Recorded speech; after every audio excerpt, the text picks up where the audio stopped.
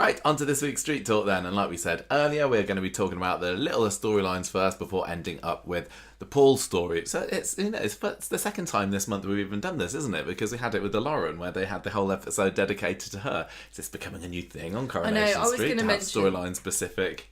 I was going to mention this. I don't like this trend. I think that there's something really special about focusing an episode on one particular story or having a two-hander. And now this is going to be the third one in 7 months. I don't mind too much. It does seem odd that they've put them both together, although it does naturally fit into the story that they would have in here. I don't think that it's we're going to start seeing them pop up all the time anymore. Well, I disagree, because we've had two in the space of a few weeks, and then we also had the one on Boxing Day, which was with Carla and Peter. I think there was something really, really special about a two-hander, and to be fair, none of these have actually been two-handers, and we don't know what Fridays is like yet. We haven't watched it yet, but I don't think it is going to be. I don't think Fridays is a two-hander, but honestly, I don't know. Like I said, we haven't watched it yet. We've only watched Mondays and Wednesdays episodes, so we're going to be chatting about the other storylines of that first. Then we're going to, tomorrow, watch Friday's episode and record the rest of the Street Talk then, but it'll all be together to you and it'll be totally seamless, apart from the seams that you are now listening to as I explain the podcast production process. We have got 5 storylines that we're going to be chatting about this week, starting off with the Leanne Institute storyline. It was kind of bit of Leanne, little bit of Toya as well, so we're going to be talking about that. And the Mighty Mighty Chariot Square Hotel, which is just looking more gorgeous as the days go past. And I really do wonder, now we've been to the Midland Hotel, whether they've based it a little bit on that, because there is an olive tree growing in the bar. Oh yes, that is quite Midlandy, isn't it? And there is a great big tree for no reason in the. Is it the Deku tree? Don't know. We're going to be chatting about the tree. Bolton Wanderer Returns storyline after that, which is a storyline title I'm just going to keep on going for a little bit. Next up, The Mason and the Carpenter, which is my Stu and Mason storyline title. Yeah, good. That's not bad, is it? That's not too bad this week. Bad. I enjoyed that. Next up is a storyline title that we have 100% used at least once before, maybe more, but we use it every time that Abby comes back onto the street after a little spell away. It's called I'll Be Back. Oh, I'll Be Back. Yeah, a bit like I'll Be Back, innit? Never goes old. And then finally, we will get onto the Paul storyline. I think we're approaching the end for poor Mr. Foreman now, so it maybe is the right time to transition to the storyline title. They think it's Paul over, and as of recording. Lots of people haven't seen it. Lots of people out there on the line are saying, could Fridays be Paul's final episode? I don't think it is. I will be proven right or wrong in the next 24 hours. By the time you're listening to this episode, you'll know. Yeah, but is it they think it's Paul over, it is now, or they think it's Paul over, not yet? Time will tell. So let's get started with the Leanne Institute story. And again, I think I'm going to leave this one to Gemma you. is going to leave this one to me. Michael's the expert. No, this isn't a story that either of us are particularly comfortable about talking about, but about it. One of us must, but and I shall bear the burden. Before I go, I just wanted to talk about the gout menu. Well, no, that comes in the Abby storyline. It's fine. Oh, okay, then I can save my thoughts, and I'll let Can we just?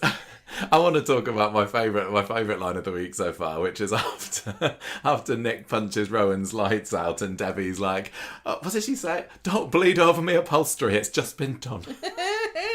Oh. I mean, I don't know what I'm going to think about Friday's episode so far, but if it wasn't for Paul and Billy and quite possibly one of them taking Character of the Week, Debbie was definitely up there as a close third. You know how I'm always trying to pitch a new, double act, gritty, or not gritty, whimsical murder mystery. Not gritty, whimsical. Yeah. The other one. Well, a tea time detective show for ITV with a new double act. Mm. I would definitely pitch now Debbie Webster and the kid who plays young Alan Carr in Changing Ends as a crime-fighting, the campest crime-fighting duo of all time. We have binged the whole of Changing Ends season 2 over the past week, so we're not going to be going on about it. Won't talk about it probably next week. But oh god, it was brilliant. If you haven't seen Changing Ends on ITVX, watch it now. It's Ange great. And the two mums that snipe at each other and call it, cowbags to each other. I want whoever wrote those lines for them to come, Alan Carr obviously, and come and write for some Corrie women, because I just would love frenemies in Coronation Street. I don't think we have any at the moment, do we? I don't know. Really. Not in the same way. Tracy used to be that. Beth used to be that. People are just nasty now. Yeah, people just don't have the elegance of being snarky. Right. Are you gonna let me run down what's been going on with our Toya and Ariane? Okay. Well, unsurprisingly, Toya has got cancer. This is something that was was it 2 weeks ago that she found out that when she was admitted to hospital with her stomach cramps. And on the podcast, I was saying, oh yeah, it probably is going to be cancer, just because that's where they like to go with things. That always goes to the worst possible outcome in Coronation Street in terms of, you know, giving the character as much misery as possible. And we are not happy that the storyline has gone this way. It's, as I just said earlier, cancer storylines we don't find comfortable watching necessarily. Everybody's got something that I think I don't enjoy watching that. And with the fact that it's lovely Toya, who's one of our favourites, that's going through it, it does not make for pleasant watching. And I still stick by the fact that I think probably this particular development could have been avoided. There's so much has been thrown at this cult storyline, and I am starting to see more and more people not too happy with the cult storyline online, saying it's gone on for too long, it's just getting ridiculous. But for me, it was still great when it was just cult, and having Toya taking it down, maybe from the inside, that to me would have been plenty to keep me a satisfied Corrie watcher. But all this extra stuff about the affair and now the cancer, which is just kind of detracted from where it was originally going. I don't enjoy it. I don't like it, and my only hope for all of this is that we can get back to it being about the cult and maybe even the affair, just the cult and affair before long. I've been, and that's not to say that Corrie are doing a bad job with the cancer side of it. As always with these medical storylines, I think on the whole they do a really good job. They get their researchers to make sure that it's all accurate. They do work with charities. This particular time, they've been working alongside Ovarian Cancer Action Charity, who I've been in correspondence with a little bit over this week. And by all accounts, they're making sure that this is, medically accurate and correct. And with all these kind of stories, yes, it's important to raise awareness of them. But it doesn't make for fun watching, especially when it's a character that you really like. I honestly don't think that this is going to be the end for Toya. Before I even get on to the synopsizing, I suppose I'll bit of a PSA from myself actually, about ovarian cancer, because I've been doing a bit of reading up about this over the past week or so. It seems that when Toya gets her diagnosis this week, she's told that it looks like it's being contained to just one ovary, which puts it as a stage 1 ovarian cancer. Which there's a with a operation which Toya's going to be getting 2 weeks time, I think they said, possible chemo that all matches to everything on their website. Very high survival rate with that. I think it's, where did I find it, about 95% of people who are diagnosed with stage 1 ovarian cancer survive for over 5 years of their after their diagnosis. So if that's what it is with Toya, this is just hopefully something that she can get through, and she'll be kind of fighting fit again before long. I don't know for sure, but that's just what I'm hoping it is. So Toya's told this week that she's got germ cell ovarian cancer, which is cancer that starts in the eggs in the ovaries, the germ cells, and this makes up to about 5% of all ovarian cancer cases. So it's a very small amount of people, of women who have ovarian cancer, have this particular type of it. Interestingly, it does only mostly affect younger women. So from what I've been reading, it's women up to their early 30s that will be more likely to get germ cell ovarian cancer. So Toya's obviously above that age bracket, but it doesn't mean that it's unrealistic that she's got it. From looking at what the Ovarian Cancer Action website is saying, and from what they've said in emails with me, is that they were really keen that Coronation Street got it right, but they were understandably a little bit wary maybe when they heard that Coronation Street were doing this at first, because they didn't want to they wanted to make sure it was completely medically accurate, and the idea that this was first came about for Toya, it was first falsely diagnosed as being pregnancy at the beginning. That definitely can happen, but that is something that's very, very rare. There's a case study on the website about somebody who was diagnosed with stage 3 ovarian cancer, and she was also told by doctors first that she was pregnant. And then it turned out that she wasn't, and she did go on to make a full recovery. So, I suppose soaps will sometimes go for the rare cases, particularly if it fits with where they want the story beats to go. So, yeah, what's happened to Toya absolutely can and has happened to other people, although the website does also make it clear that don't test that you got ovarian cancer with a pregnancy test. That's hopefully that goes without saying that's not a good idea, and it's all that these false positives can happen because of something called human chorionic gonadotropin, which is produced when you have ovarian cancer, or maybe it's just germ cell, I can't remember. And that can be detected by more sensitive pregnancy tests like Toya's had in the hospital. I think it seems to be very, very rare that women are misdiagnosed with ovarian cancer and told that actually you're pregnant. More common symptoms of ovarian cancer include persistent stomach pain, feeling full, needing to wee more often, persistent bloating, and it's that the charity are saying if you're noticing these symptoms and they're out of the ordinary, that's when you need to get yourself checked out by the GP. I also read that there's no reliable, effective screening method for ovarian cancer as well, so it's more difficult to track early. So I as always with these types of stories, I hope that it raises awareness, gets more funding.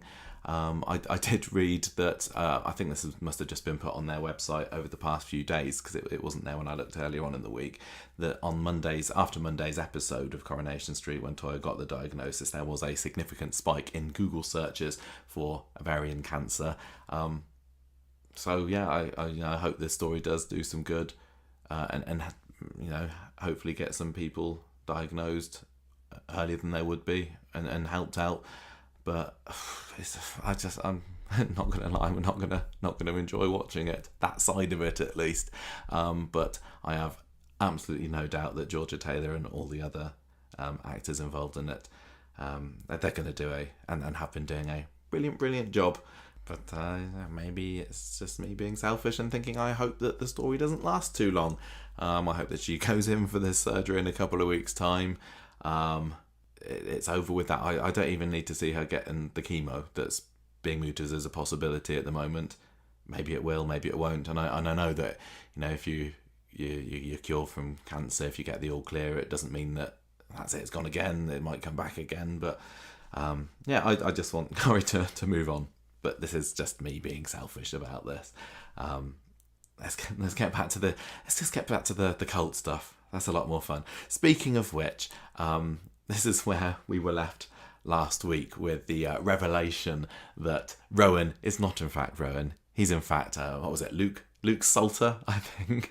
And I'm glad that Leanne did call Rowan out on this on Monday, and that's kind of how we start off. I think the first scene is all about Toya being worried about her appointment, and Leanne saying, "Oh, I've been reality coding that you're okay." But yeah, Rowan is confronted by Leanne in the bistro later on in the episode, and she says, she literally, I think she holds in the phone screen and says, "What's this? Why does this say that you're Luke Salter and you've been in jail for 5 years?" I loved his reaction to it, just saying, "Oh yeah, that's me, that's my old life. When you get to my level, you'll understand. I want to know what level Rowan is. What level do you get to change your name?" They actually went down the route like we were talking about last week of, does Leanne get a new name? Is everybody in the Institute named after a tree? I can't wait to see this. He's like, "Oh, you don't want to stick with Leanne, do you? That name carries so much trauma." And Leanne is taken a bit aback by this and saying, "Well, hang on a minute, that's my identity, that's who I am." But he's trying to tell her that the possibility of renewal is so exciting. I wonder whether at some point in the future she will up level to a certain level where she gets the option to change her name, and it's at that point that she pulls out and's like, "No, this is too much." So I don't know. Toya and Nick ask Leanne about this a bit later, and she's like, she's convinced very, very quickly. It doesn't take much for her to go, "Oh, that makes total sense, Rowan. She's already under his spell." And she didn't want to believe that he could be, someone else, or that he's been lying to her all this time, and his story that he's probably just been waiting to hear. I think he even says as part of it, "I can't believe it's taken you this long to find out about me. This was the old me." So that this is just what she wanted to hear. Yeah, Rowan is still wonderful. That was the old him. The Institute helped him to move on from that life. He's left this Salter bloke behind, and now he's renewed. And so Leanne tells Nick and Toya this, and they just can't believe that she's falling for this still. Now, a lot around the same time as well, we've got the talk of Toya's appointment, where she's getting the results of her tests, and Nick at this point says, "Look, let me come along with you." I think Toya is quite, she's quite pleased that Nick's going along with her. She doesn't want Leanne to start going on about her reality coding or anything like that. So she says, "Yeah, that's all right. You go along with me, Nick." And they get to the hospital. She's there staring at the cancer posters on the wall. She even ignores a phone call from Leanne.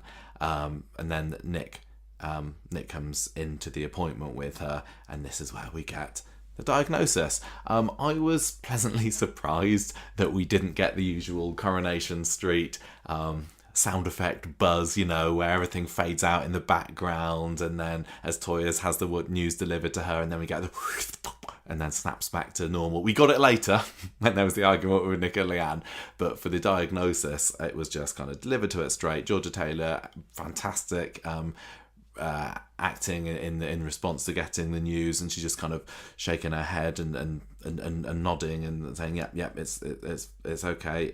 Nick's there holding her hands. She's holding back the tears as she's being told this, and she's told that it's confined to one ovary. She'll get it removed in the next couple of weeks, maybe chemo, and crucially, most patients with this cancer respond to treatment and make a full recovery, and then that's what I'm holding out onto at the moment. And she's got this chemo nurse, cancer nurse Brenda, who's going to be there to help her all the way through it. So they go back home, go back to the street. Nick's promising to be with her all the way. Toya at this point doesn't even know she wants Leanne to know all about this. She can't cope with all the Institute mumbo jumbo that's going to be spouting out of her.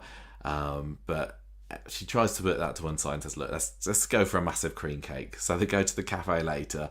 Another incoming phone call from Leanne gets cancelled by Toya. Did you notice that in one of the times when Leanne phoned Toya on Monday's episode, we got a picture of her on the screen, and the next time it was just a blank Leanne? So bit of continuity mistake there. Never mind. Anyway, so yeah, they're there, and they said, "Look," she says, "that I can't put this off. I need to tell Leanne. I can't keep yet another secret from her, on top of, me and you bonking Nick." So they go to the flat, and Toya tells Leanne that she's been to the hospital. She breaks the news of her diagnosis, and Leanne, fair play to her, she got absolute right reaction at first. the natural reaction. You told your sister has got cancer. She kind of runs in for a hug and a cry, saying, I'm sorry. She's going to phone.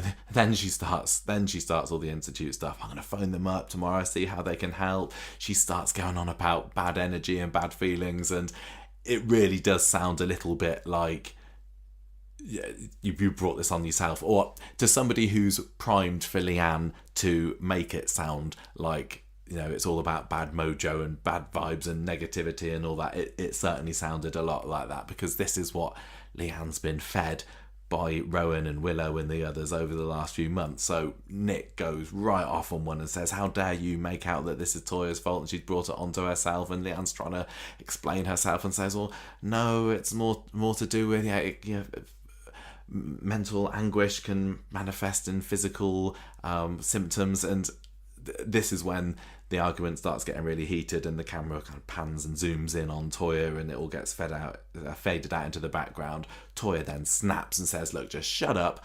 I can't deal with this right now. I don't need you. I don't need you involved.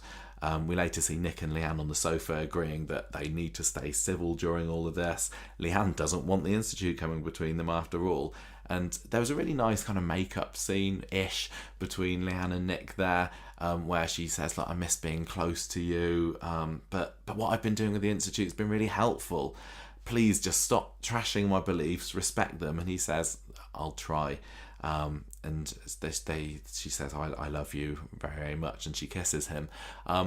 As a Nick and Leanne shipper, personally, I really enjoyed this scene. How long it's going to last, whether or not we'll get back to that, I don't know. I mean, by the end of Wednesdays, Nick's already telling David that he thinks he's falling in love with Toya, so it's not looking good for Nick and Leanne. But I really did appreciate this, and I've seen lots of people online, and I totally get it, saying that Nick and Leanne clearly aren't suited to each other. But this particular scene, I thought, showed that they could still have something to save here. Am I warming to Nick and Toya getting together? Ever so slightly, I'm moving up a little notch on there. It seems that online still everybody is huge Toya and Nick shipper, and they're saying, oh, Leanne, she's lost her chance, it's her fault, Nick isn't right for her, she's the one that made this happen. But I still feel really sorry for Leanne. She I will say is still a massive victim in this. She has been brainwashed. She's hearing all of this from Rowan. It's feeding into the hopelessness that she's felt, and the grief over first Ollie dying and then Simon moving out. And I totally get the people that say this isn't what Leanne would be like. She'd see through it. She's smarter than that. But I think that they've done a really good job making it seem natural that Leanne is being taken in by this, and it's been a gradual indoctrination into the Institute, if you like. And I as much as when I'm kind of shaking my head when she's saying all of this stuff about the Institute, I'm thinking, well, it's not her fault. I really love the idea of Nick and Leanne together. I think it would be a shame if this story came between this relationship that's been going 25 years on and off. And although I also totally get the people that are saying, well, Nick and Toya seem more suited, they're a lot more kind of calm and I guess wiser and a bit more chill than old Mardy Chops Leanne.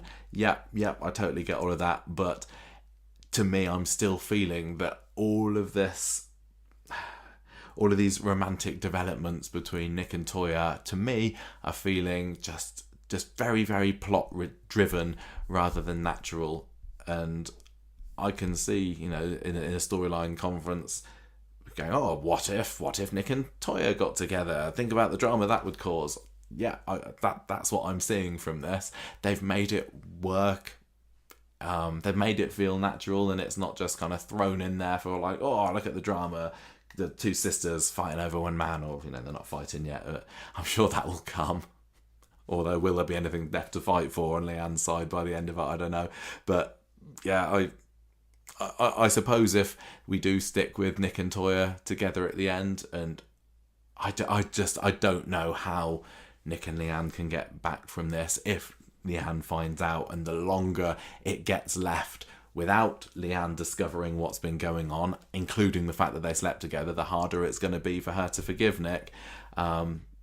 So maybe if Nick and Toya do get together eventually, I will just think, oh, well, can't fight it. I've just been so happy with Toya's last two relationships. I love Toya and Spider back together, however brief it was a couple of years ago. Toya and Imran are our favourite couple. I'm not over the moon with Toya and Nick. I won't go on about it. I've been going on about it enough, but it's not feeling completely natural to me. But I totally get how some people see that they're suited, and Leanne has brought it on herself, but I don't think she has. Anyway, so Leanne's going off on one, and now she's calmed down with Nick, and they have that little kiss, which was a lovely tender moment. But then just then, Toya comes in with her decision made. She doesn't want either of them involved in her treatment anymore. She doesn't want to talk to them about it either. They just need to concentrate on each other. She knows what could happen if this affair, one night stand, whatever you want to call it, between her and Nick comes out. She's trying to fight this relationship. She knows that this can only cause drama. Having a man come between two sisters that have been so close, this can't go on as much as she might want it to be. So she says, look, you deal with your problems. You clearly got some. I'll deal with mine. I'll concentrate on me, she says. And that's not an uncommon attitude among Corrie characters when they get some horrible diagnosis to try and want to fight it themselves. Even like when the other year when Tim had his heart problems and he didn't want to tell Sally about it, and then had Aggie as his confidant. But by the time we get partway through Wednesday's episode, Toya is very, very grateful for the support that Nick's been giving her. So she comes down on Wednesday morning, or comes out into the lounge of the flat to see Leanne talking to AI Ollie again, and she's reassuring him. I don't know what I'm talking about. She's telling this computer simulation, she's reassuring herself, I suppose, that everything's going to be okay. And she jumps up when she's realised that she's being watched, and Leanne says, look, honestly, Toya, it's just me and you after this massive diagnosis. Please let me in. Don't push me away. I'll cancel my upload session today so that I can go to your appointment with you. And Toya, in the politest possible terms, tells her to bugger off. She's doing this on her own. David gets involved in the story as well. He's been kind of on the periphery, I suppose, especially with Nick's secret about him and Toya for the last few weeks. And I think he says to her, is Leanne still mental? Yeah, says Nick. Can't say that anymore, though. So he realised, he's making it very clear to David that there is something really not right with Leanne, and therefore their relationship as well. So Toya comes into the cafe, Nick offers to give her a lift, and she's kind of worn down into saying yes in the end, but it's just a lift.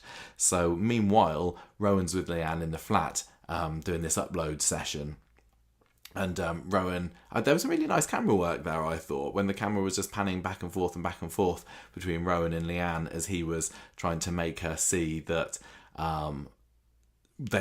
she should respect Toya's wishes to deal with it on her own, which makes, it's much better for Rowan if Leanne's not getting emotionally involved with this horror that Toya's going through. He wants to see the family split up, and by the end of the upload, he's able to convince her that it was all her own idea and you should be very, very proud of yourself, and a huge weight is lifted off Leanne's back there as she comes to this conclusion that she's better off not getting involved. Really sad. So we see Toya in the appointment later. She's getting some blood taken. Really lovely nurse there, asking her about a support network. And Toya says that I live with my sister, my brother-in-law, but apart from that, it's just me. And I think that's what makes her realise that she shouldn't be doing this on her own. Interestingly, Janice did get a shout out. Whenever there's a big event, wedding, horrible diagnosis, funeral, whatever on Coronation Street, we're always wondering, are they going to mention the fact that there's actually lots of other characters that haven't been on the show for a while that probably should be turning up at this juncture, and they don't. Obviously, Violet came back for Dylan's court appearance earlier this year, but cases like that are few and far between. Is Janice going to come back? Unlikely, if you look at what Vicky and Twistle's been saying about Coronation Street on Twitter recently. So I think Leanne asked Toya, have you spoken to Janice? And Toya saying, oh, that's the last thing I want is her knowing.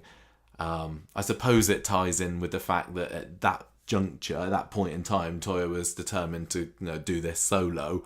I'm not expecting Janice to come back or for her name to be even mentioned, but I do appreciate, as somebody who's looking out for these things, that she did at least get mentioned that maybe her mum might want to know that she's got cancer.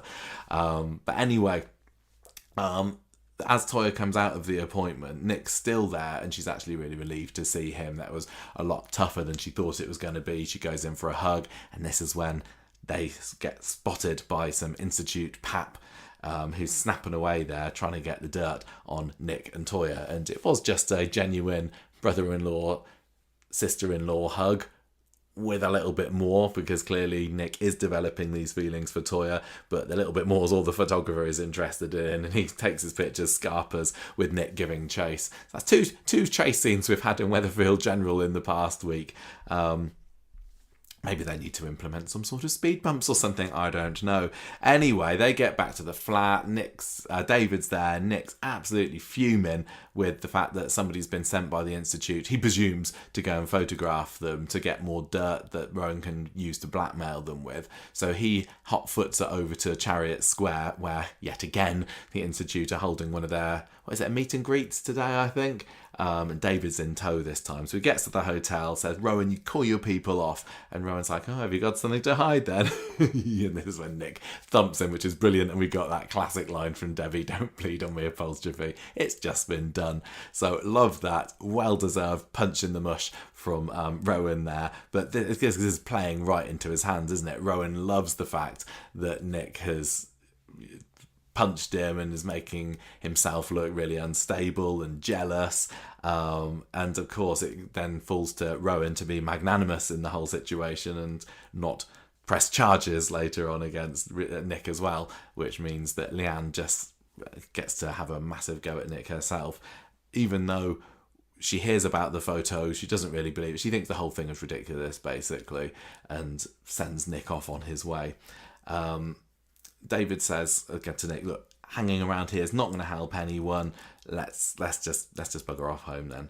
So Toya has a go at Nick back in the flat later after this pop that he had at Rowan. Leanne comes home and says, look, we need to talk about what's been going on here. She says, look, I've not been a great sister recently. I know that, but I've actually been really hurt with you saying you didn't want me involved in your treatment, Toya. Rowan's been talking to me and I've made the decision. I'm going to withdraw with love. I will be actively disconnecting. I hope you understand. More Institute talk, actively disconnecting, withdrawing with love. So she's basically saying, I'm going to have nothing to do with you anymore because it's not good for my mental health. I think she's maybe kind of saying it's not good for you if I'm involved because I seem to be making it worse. But really, she's showing which side her bread is buttered. She's putting her flag squarely in Team Institute rather than Team Toya, Team Battersby, and that's the end of it. It came across as so cold, but like I said earlier, I'm totally there to forgive Leanne when she realises at the end that she's been made a fool of here by Rowan, by Luke, should we call him? I don't know. So Nick has words with Leanne later, and he can't believe what she's doing, and she says, well, Toya said you wanted this. Nick says, well, it's not. She needs us right now. Well, no good, says Leanne. My mind's made up. Later on, Toya talks to Nick and says, look, if you keep taking my side over Leanne's, she's going to realise what's happened between us and we will all lose. Toya has been thinking about this all along. Nick's been following his heart a little bit more too much with this, and his pants. And Toya is kind of thinking, she's using her brain, thinking this is not going to end well for anybody if this secret comes out. We're not together, she tells him.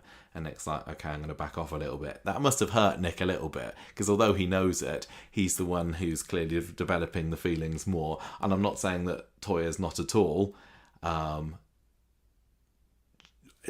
don't think that she's mega fancying him at the moment, but I don't think it would take too much to turn her, or it wouldn't do if she wasn't already in the middle of this horrible quagmire of stuff at the moment that she's in. So he says, look, I'm fine, I'm going to back off. Heads over to number 5 where Gemma's been babysitting Sam and bumps into David on the street, who's he goes, what's going on today? That's not like you. That's more my kind of thing, having a go at someone and taking a pop at them in public. Are you and Toya still? Nick says no, but David realises he still wants to be with her.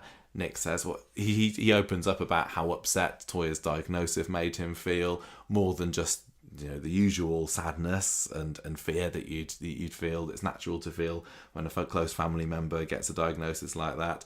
But he says, I can't help how I feel. I think I'm falling in love with Toya. So that's where we're left with at the end of this.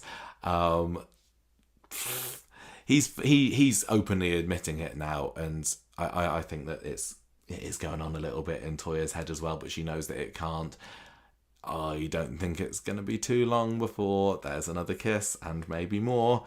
Toya will probably try to resist, but he is being so kind to her over everything medical that's going on with her when nobody else seems to be. And it's true what she was saying to the nurse. There's nobody. I don't have a great support network. Well, yeah, she hasn't got loads of other friends on the street. Supposedly, Fizz is her friend.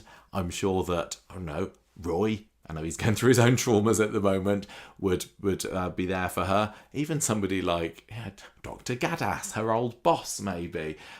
Maria. There are other people that Toya could potentially open up to, but she's been so trapped in stories with just such a tiny number of people at the moment that it wouldn't make sense for us as viewers maybe to see her opening up to these characters that she hasn't had anything to do with for so long. So, Nick is showing her a bit of kindness, so it makes sense for her to be drawn towards it, I suppose. That's kind of it with that story. It's, as I say, I'm faultless performances. I'm still loving the Institute stuff. Rowan's brilliant. Jane Danson, wonderful. I have got awful lot of sympathy for Jane Danson. Oh, not for Jane Danson, sorry, for Leanne, when it seems like a lot of the rest of the internet haven't. But maybe my forgiveness of Leanne just comes from the fact that I am so dead against Nick and Toya getting together, and then it's just manifesting in no, Leanne, it's not her fault. I don't know. But anyway, that's enough for me. Talking on my own for a little bit. I hope everyone understands why we need to do this. But yeah, we just don't really like this kind of story. So that's another reason why I hope it's over soon, so that we could just get back to normal a bit more. It's very rare that we have to do this. So yeah, hopefully it's going to be over soon, and then we get back to normal. Because I'm sure that one person talking on their own doesn't make that interesting a podcast. But, this is the second time we've done it like this, after Sinead's cancer storyline 5 years ago. But anyway, let's talk about some other stories, some lovely, much lighter storylines that are not at all depressing, that also happened in this week's Coronation Street. Thanks for that, Michael. That's okay, Gemma. Good job. Well, I'm really proud. Right, I think I would like to talk about God, I hope this doesn't run. Lauren. Yes, What? Lauren. I'm just saying I hope the story doesn't run forever. I don't think it will. Well, but, we don't know. We don't know. But Lauren seems to have, she's pregnant. That usually has some kind of time constraint on it. But maybe even sooner if you've been voggling. What was it that he was looking for online early? How to induce pee. How to induce pee. That's right, wasn't it? Yeah. So it could be this one could end earlier than you think. But I will of course pass over to you to remind us. I'm sorry for the ASMR here. That's my can of Coke. That's a can of Coke right there. Okay. Bolton Wanderer returns on Monday. It is Michael's day off, and he's trying to sleep in. He's got a kid. Just like and real a life. sister. Like now is today is my day off. And how was it? Amazing. It's like chucking it down with rain. We just come back from the very soggy and overgrown allotment. Does anybody want to come and help us sort the allotment out? Yeah, please. We've been unable to get to it because of various Other tragic family circumstances. Yes. So it's got a bit overgrown. But Right. Michael's hasn't got an allotment to look after, so he's just twiddling his thumbs and heading over to the cafe. Exactly. So Didi's like, right, I need you, please. Need you to hump some Drawers. drawers for me, yes. And he's like, are they in a dome? Right, so Joel moves all his stuff to Dee Dee's flat. What? Nothing. She says, you told me that you would sort out a new chest of drawers because I'm not having you use up my drawers. Not before we're married. And Michael said he would help us move the grotty old one from the flat. And I can't remember who was maligning this. Joel doesn't like the drawers. These are mid-century modern. These are very in. These are like, you buy them second hand for like 200 quid when your grandparents couldn't shift them for 50 quid about 10 years ago. Yeah. So...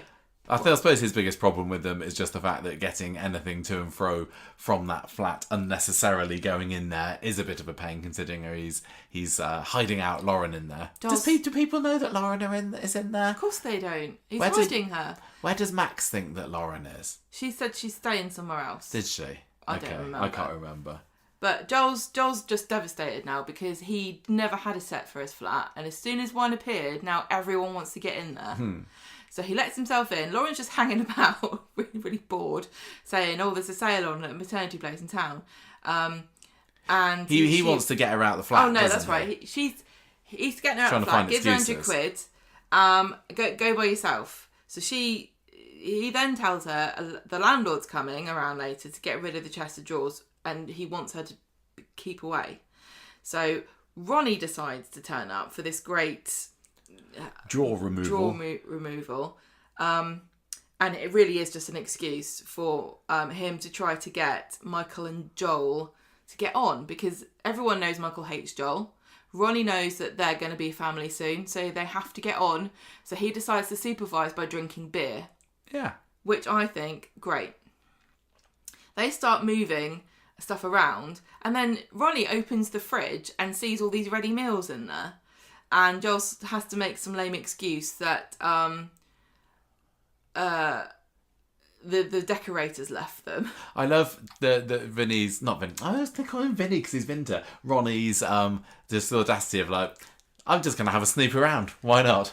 I've got nothing else to do. That's really that you say that the ulterior motive was to get Michael and Joel talking, but really just anybody would do it. It's great having a snoop around supposedly empty flats. Yeah, I love looking around empty having places. A nose. I love looking around full places. I don't mind.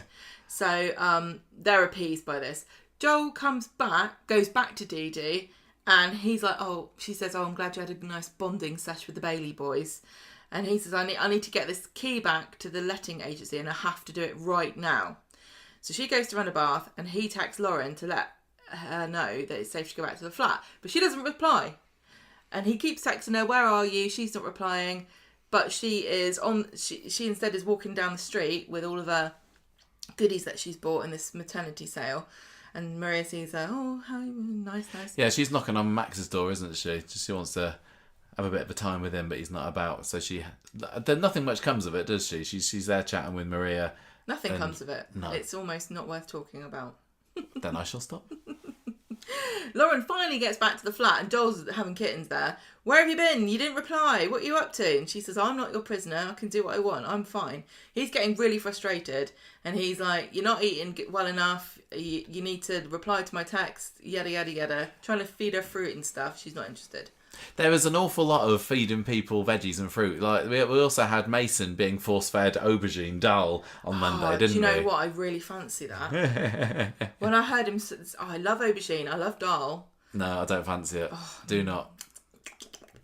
Right, so Joel says, I'll check on you tomorrow, and I'm going to bring you some aubergine dal. She says, don't bother, I'm not interested.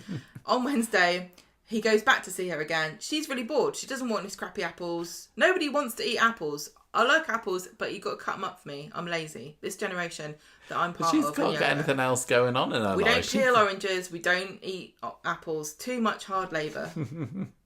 No, she's got nothing else to do, so why can't she cut apples into fancy slices? She just wants to go to Ireland. They've got loads. They're the biggest exporter of bananas, so that's what she wants. She goes for a bath. The theme of this week is women going for baths. So she's going off to.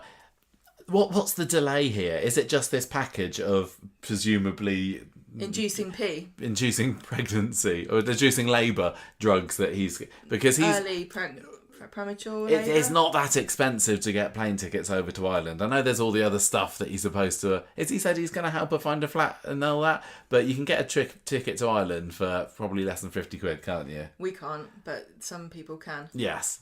So Cost us a lot more than that. you'd have thought that she could probably just take herself over to Ireland. Yeah, it's Northern Ireland, different place. So, Joel's like, when she's in the bath, Joel phones someone and says, I need this package. When is it turning up? It's obviously this induced pee. Who's he actually speaking to? Has he got some kind of relationship with a local drug dealer over the phone? I know, pharmacists, Yeah. you can't really do that. I suppose when he was Googling it, he wasn't, there isn't a nice, friendly website that provides the sort of drugs that he wants, is there? So maybe he's just got the information online and he's had to ring around the dodgy drug dealers himself to find it. I know who it is. Is it Dean? No. Who? It's Clippy. Looks like you're trying to induce pee. Can I help you? Yes, you can actually, Clippy. Could you get me some drugs to get rid of this pregnant woman? That is a reference that lots of people won't get. Oh God, remember the days? I felt so grown up writing a letter with Clippy. Okay, so Lauren goes to see Max, and he's trying to reassure her that people care about her, like him, and then he's talking to her about the time she got together with Bobby, and also asks her, wasn't she seeing someone else at the same time? And she's, was that Nathan? And she's like, I'm not talking about that. She just desperately tries to change the subject, doesn't she? She's like saying, did Bethany ask you to do some digging? And he's like, no, sorry, I thought we were, can't we just hang out and talk? And she's like, well, mates don't treat each other like this. Was Max overstepping boundaries there? I didn't feel that he was. No. He's just he's just genuinely been quite kind, and honestly, she's been disappeared for months. Of course you've got to have questions.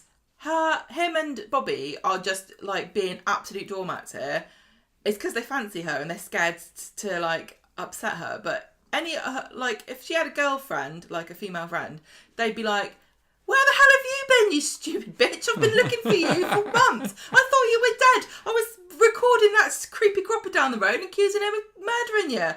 What the hell? There's a bloody great big patch of blood. Can you explain that?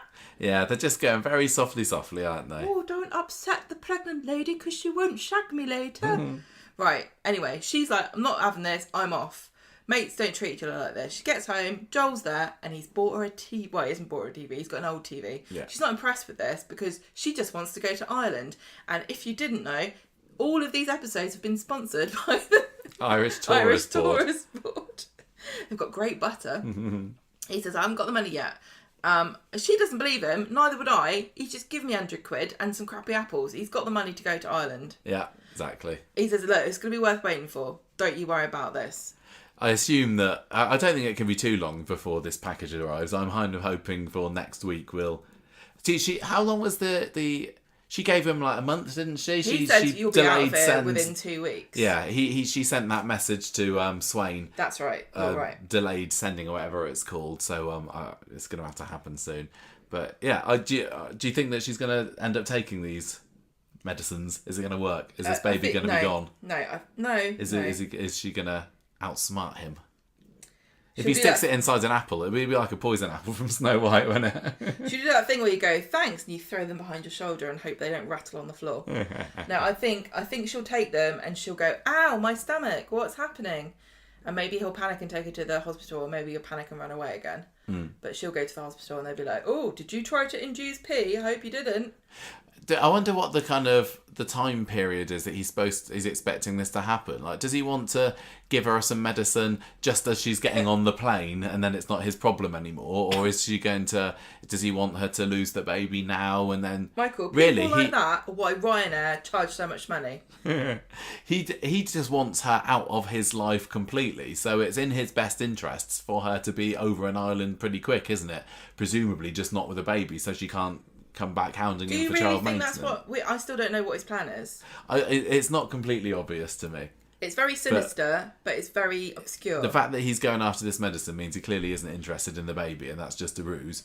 Yeah, maybe he doesn't care whether she dies or not, but he definitely doesn't want the baby around, which is funny because when he reacted, I kind of thought he was like, a baby, a boy. Like when she said it was a boy, he definitely pricked his ears up, you know? Did he? Yeah, I think he did. I don't know whether he... But then she said, I don't know if it's a boy or a girl. He doesn't want to kill her accidentally with this, does he? Because he's had a very, very lucky escape that she didn't die when she got that bludgeoning, since she had that miracle escape then. Well, I don't know. It really does depend on whether he thinks it can be traced to him. Because if he thinks he can get away with it, he probably wouldn't mind it if she... But if she does die died. with the traces of the drug in the system, it's going to be traced to him at some point, isn't it? Well, it really depends on what the writers want to happen. You know, if he kind of... Or he could set it up to make it look like she's decided she didn't want to keep the baby. Yes, that's true. That's very true. She didn't know what to do about it because she's not shown any good judgment previously. She's got no real sense of what to do, which is not surprising. I don't blame her at all. She's not had a very good upbringing or parentage, so why on earth would she make really sensible, mature decisions at all? But just say, yeah, she must have decided. And I mean, honestly, at that point, is anyone DNA testing the baby to find out who the father was? If you think it's Nathan's, I don't think that's a routine thing. I think that would be an incredibly invasive thing to do to somebody who's just had their baby. Yeah. I'm quite surprised so far, now you bring up Nathan, that we've had nothing from him. I would be straight back in my van, driving past Bethany, splashing her with water. Yeah. So it wasn't me then. It wasn't me, you cow. Although actually, no, hasn't she said that it was him? Yeah, but she says he's not pressing charges. Yes, that's right, yeah. But he should still have been let out by now, or at least, we should have seen him given the good news. It feels like since they brought him back in, we've had so few episodes with him actually starring in. So Nathan fans going up the wall. I know, he's notable by his absence. I would say Bobby is as well. I'm not really complaining about it, but I'm glad that Max is being involved to some extent. But it really does just seem to be the story of Joel and Lauren, doesn't it, with a sprinkling of Dee Dee, and it feels like they could possibly expand it a little bit more if they wanted to, because it's nobody was caring about Lauren being missing in the weeks running up to her reveal, and it feels like she's no longer the talk of the town either anymore, is she? Like nobody, she's like, anyway, she's back, let's get on with our other issues that we've got. Deep fakes. A few people kept remarking upon how extraordinary it was that she wasn't dead. Again, nobody's shown any concern for her whatsoever. Like, you'd think that Swain would be, do you need some kind of support? Do you need a social worker? She's a vulnerable woman. She's homeless. I know, it's almost like she's been given a slap on the wrist and say, well, don't go missing again then. Yeah, stop hiding with your invisibility. Give me that back. You're not having this anymore, this invisibility cloak. You're just using it for evil. Even Carla seems to have cooled down, or in that we haven't seen her since she went off on one at Lauren the other week. Because Bobby told her she was being unreasonable. Well, I'm still enjoying the Joel and Lauren scenes for what they are. Yeah. But yeah, it's feeling a little bit cramped at the moment, and they could do with spreading their wings a bit. Oh, what's going to happen? Well, I guess we'll find out more next week. So the Mason and the Carpenter storyline next. I really actually enjoyed this. I didn't know what to expect from a Mason return, and my loyalties have been thrown all over the place this week, because I genuinely was feeling on Monday, sucker that I am, that he'd maybe had turned over a bit of a new leaf. But then on Wednesday again, he's like, no, not really. I'm just as nasty as I ever was. So how did you feel about Mason? Mason, yeah. He is... don't think he's learned his lesson. Maybe Stu's going to have to teach him. But did you think that he was on Monday's episode? Because he was acting, I felt sorry for him when he's been beaten up by his brothers supposedly. I don't know whether we'll ever see these brothers on screen. I genuinely thought, oh, poor mate Mason for a bit. I didn't. I know. I suppose it's just part of my forgiving nature. I'm not forgiving. So what happens this week then? So we got Dylan. Remember last week didn't turn up at his shift at Speed Dial, which Sean's interrogating him about, and Dylan's like, oh, I'm just worried about Mason being out, but Sean says it's fine. Look, your trial shift's been moved to today. Everything's going to be all right. So he turns up at Speed Dial later, and Stu's very jovial in welcoming him, saying, oh, here you go to this, and this is what you need to do here, and here's where you do your washing up and all that. Like, I quite. That was an exact Stu impression.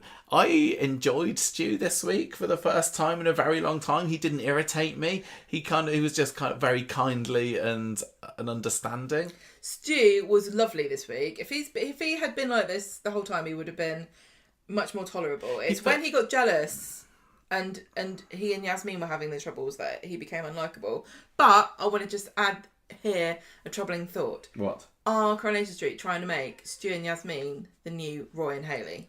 How do you mean? Couple that own an establishment for eating, that have no children of their own, who are trying to adopt waifs and strays and to be nice and kind and generous to ne'er-do-wells and scallywags.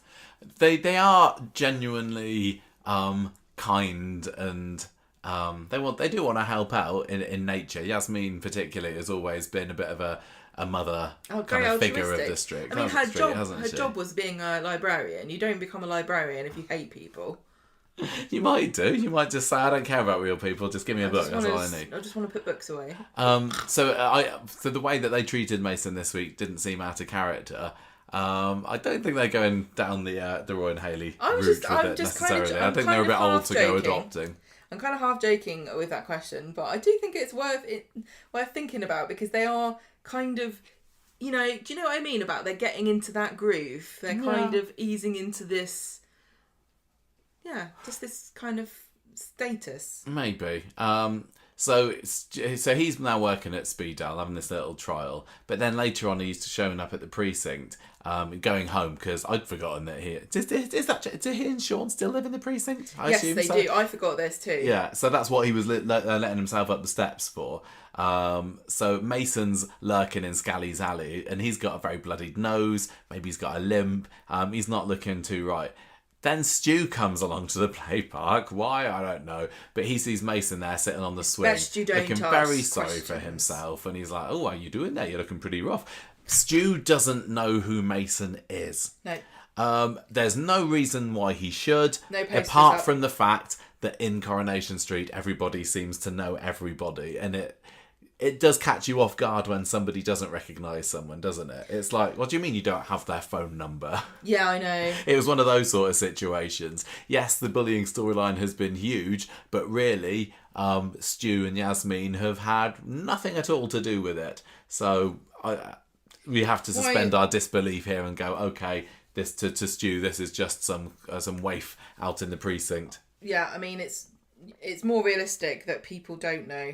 Yeah. Half these people. So Stu saw Mason last week bedding down in Villains Alley, didn't he? And he recognised him from there. Yeah. And I guess it kind of makes more sense for Stu to want to help him out, considering his own history with homelessness. Yeah, when I saw him looking at him bedding down, I did think, Stu's like... I'm surprised he didn't go over then. Honestly, I was expecting him to go over and be like, hey, buddy. Yeah, maybe he had the guilt eating at him over the weekend. I probably should have done something then. He was not the Good Samaritan on Friday, but he made up for it on Monday. He went up to him and went, here you go, lad, and gave him a guitar. This is what you need. Gave him some bit of Saint Tui, and Mason's like, I don't need it. I don't need your help. I'm not going to rat on the people. No, he said, I can give you food. He didn't give him food then. Oh, yeah, okay. Mason says, look, I'm not going to rat on the people that did this to me, that blooded me up. Although he very quickly does by dropping his brother into it. Yeah, I'm not going to rat on them. My brother. Oops. I hope that at some point during this story, and I don't know how long Mason's back in the show, we get to see some of his extended family. Because they've been mentioned before, haven't they? Gary, I remember telling Maria that that Mason's family were a bit of a rough lot around the estate. Is that how he put it? Yes. They're a bit of a rough lot. They're a bit of a rum-do, those they're Radcliffe? But anyway, Stu says, look, come back to Speed Dial with me. It's going to be fine. Because he's refused to go to A&E. And so he's also calling Stu an old perv for hanging around the park. Charming. But he still accepts eventually. Stu's off to come back to Speed Dial. So they go back there and he's got this spicy aubergine dal. Right on cue, of course. Sean and Dylan come down the stairs. Dylan's like, bloody hell, what are you doing here? Runs back up again, and Sean tells them exactly who Mason is, and we get another lovely little shouting performance from Anthony Cotton there, quite rightly, sort of kicking off, even though they shouldn't know who he is. I don't blame Sean at all for having a go at him. No. And Yasmin. Well, yeah, I mean, it's a bit... Do you know what this reminded me of? Because Dylan was there as well, and he ran away, didn't he? Yeah. When he saw Mason. It reminds me of when the puppies come over for the day, and Abby sees them and run away. Yes. Exactly like the same, that. isn't I'm sure it? our like, oh listeners no, I can't believe it. Understand that reference. So Mason says Sean goes off at it after a bit, and Mason sort of starts the sob story to Yasmin and Stu about saying, "Oh yeah, I've done some bad stuff. I'm not like that anymore." So he stays, finishes off his doll, and then talks about what happened with Dylan and Liam, and saying, it was the other boys, they made me do it. I had a knife for my own protection. I was never going to use it. Now I've paid the price. 2 months in young offenders. I was beaten up every other day. Oh, it was terrible. It was. Learned my lesson now, Governor. And Stu says, look, you're going to have to leave. And Mason understands, gets up and goes. Is there any truth in this whatsoever then? Or is it all a story to try? What is he trying to get? He was, at the park, he didn't seem interested in getting Stu's help at all. No, I think it is true. I think, but it also can't.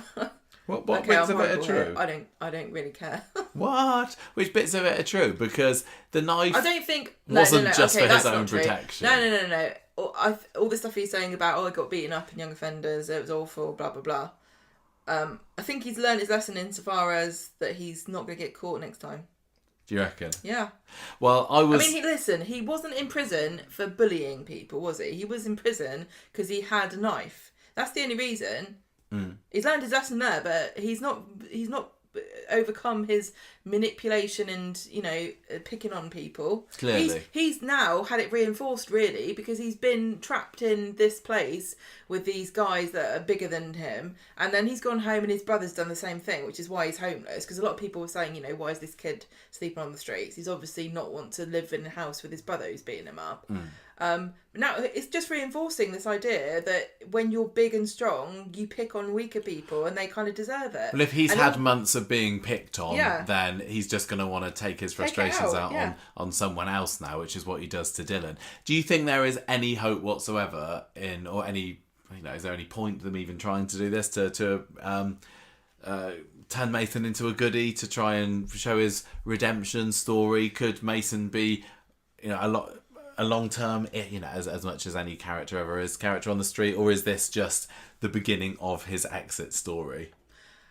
It's difficult, isn't it? It's not like they're lacking teenagers. They don't need a character of Mason's age, another one. There's almost nobody on Coronation Street who cannot be redeemed.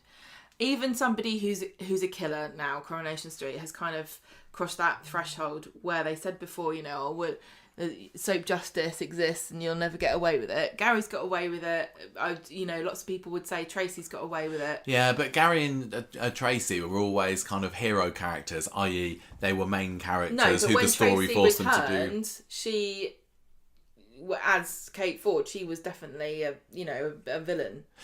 Only low key villain, not in the same way as Mason. He's been the major antagonist on this bullying story. There's not been any redeemable features to him so far, but Tracy was always a bit of a comedy villain. Gary was always like, I'm just doing it for the good of my family. We have seen absolutely nothing so far to make us want to like Mason. But my point is not that they're comparable, but that once you start to push the envelope a bit, they're pushing the boundaries, and who's to say that this is not another example that they'll push this boundary and say, well, he's learned his lesson, he's young. I mean, and also I would agree with that. There are loads of people who who they probably wouldn't tell you, have stories about they were horrible as a kid.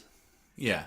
And he was, He was especially vile. But... He was very vile, but it was Liam's.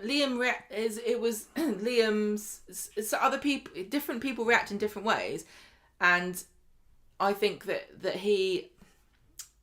I don't know. I just think it's very sad if you think you can't redeem somebody at his age. Yeah. Because what is he, 17 supposedly? Something around that, 16, 17? If you think that somebody just has throw him gone in the down bin. throw him in the bin for what he's done. There's no coming back for it. Then that's a bit of a sad state of affairs, really. And I know he's a soap villain and everything, but because I do quite like the actor, I wouldn't mind seeing him redeemed. But if they do decide, that's not what they're going for, we've got enough teen characters, we need to show soap justice prevails overall. He's a villain, therefore he will get.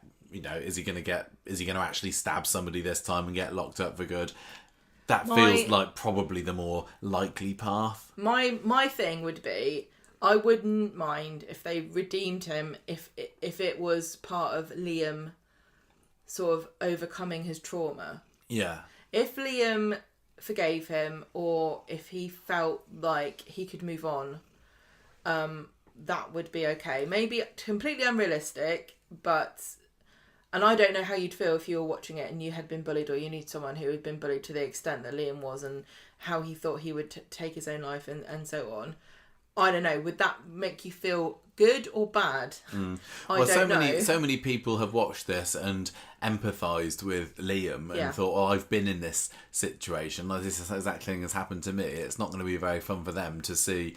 Their tormentor as portrayed on screens, being saying, "Oh, he's not such a bad lad." Could it be empowering to see that Liam's the bigger person and he's like, "No, I'm taking back control of my life and I am going to forgive you for my own inner peace." Yeah, but then again, sometimes when you are treated badly, you do get fed up with these bloody redemption storylines, and you just think, no, I don't feel like I need to be magnanimous to all the people that have ever wronged me. I kind of want revenge.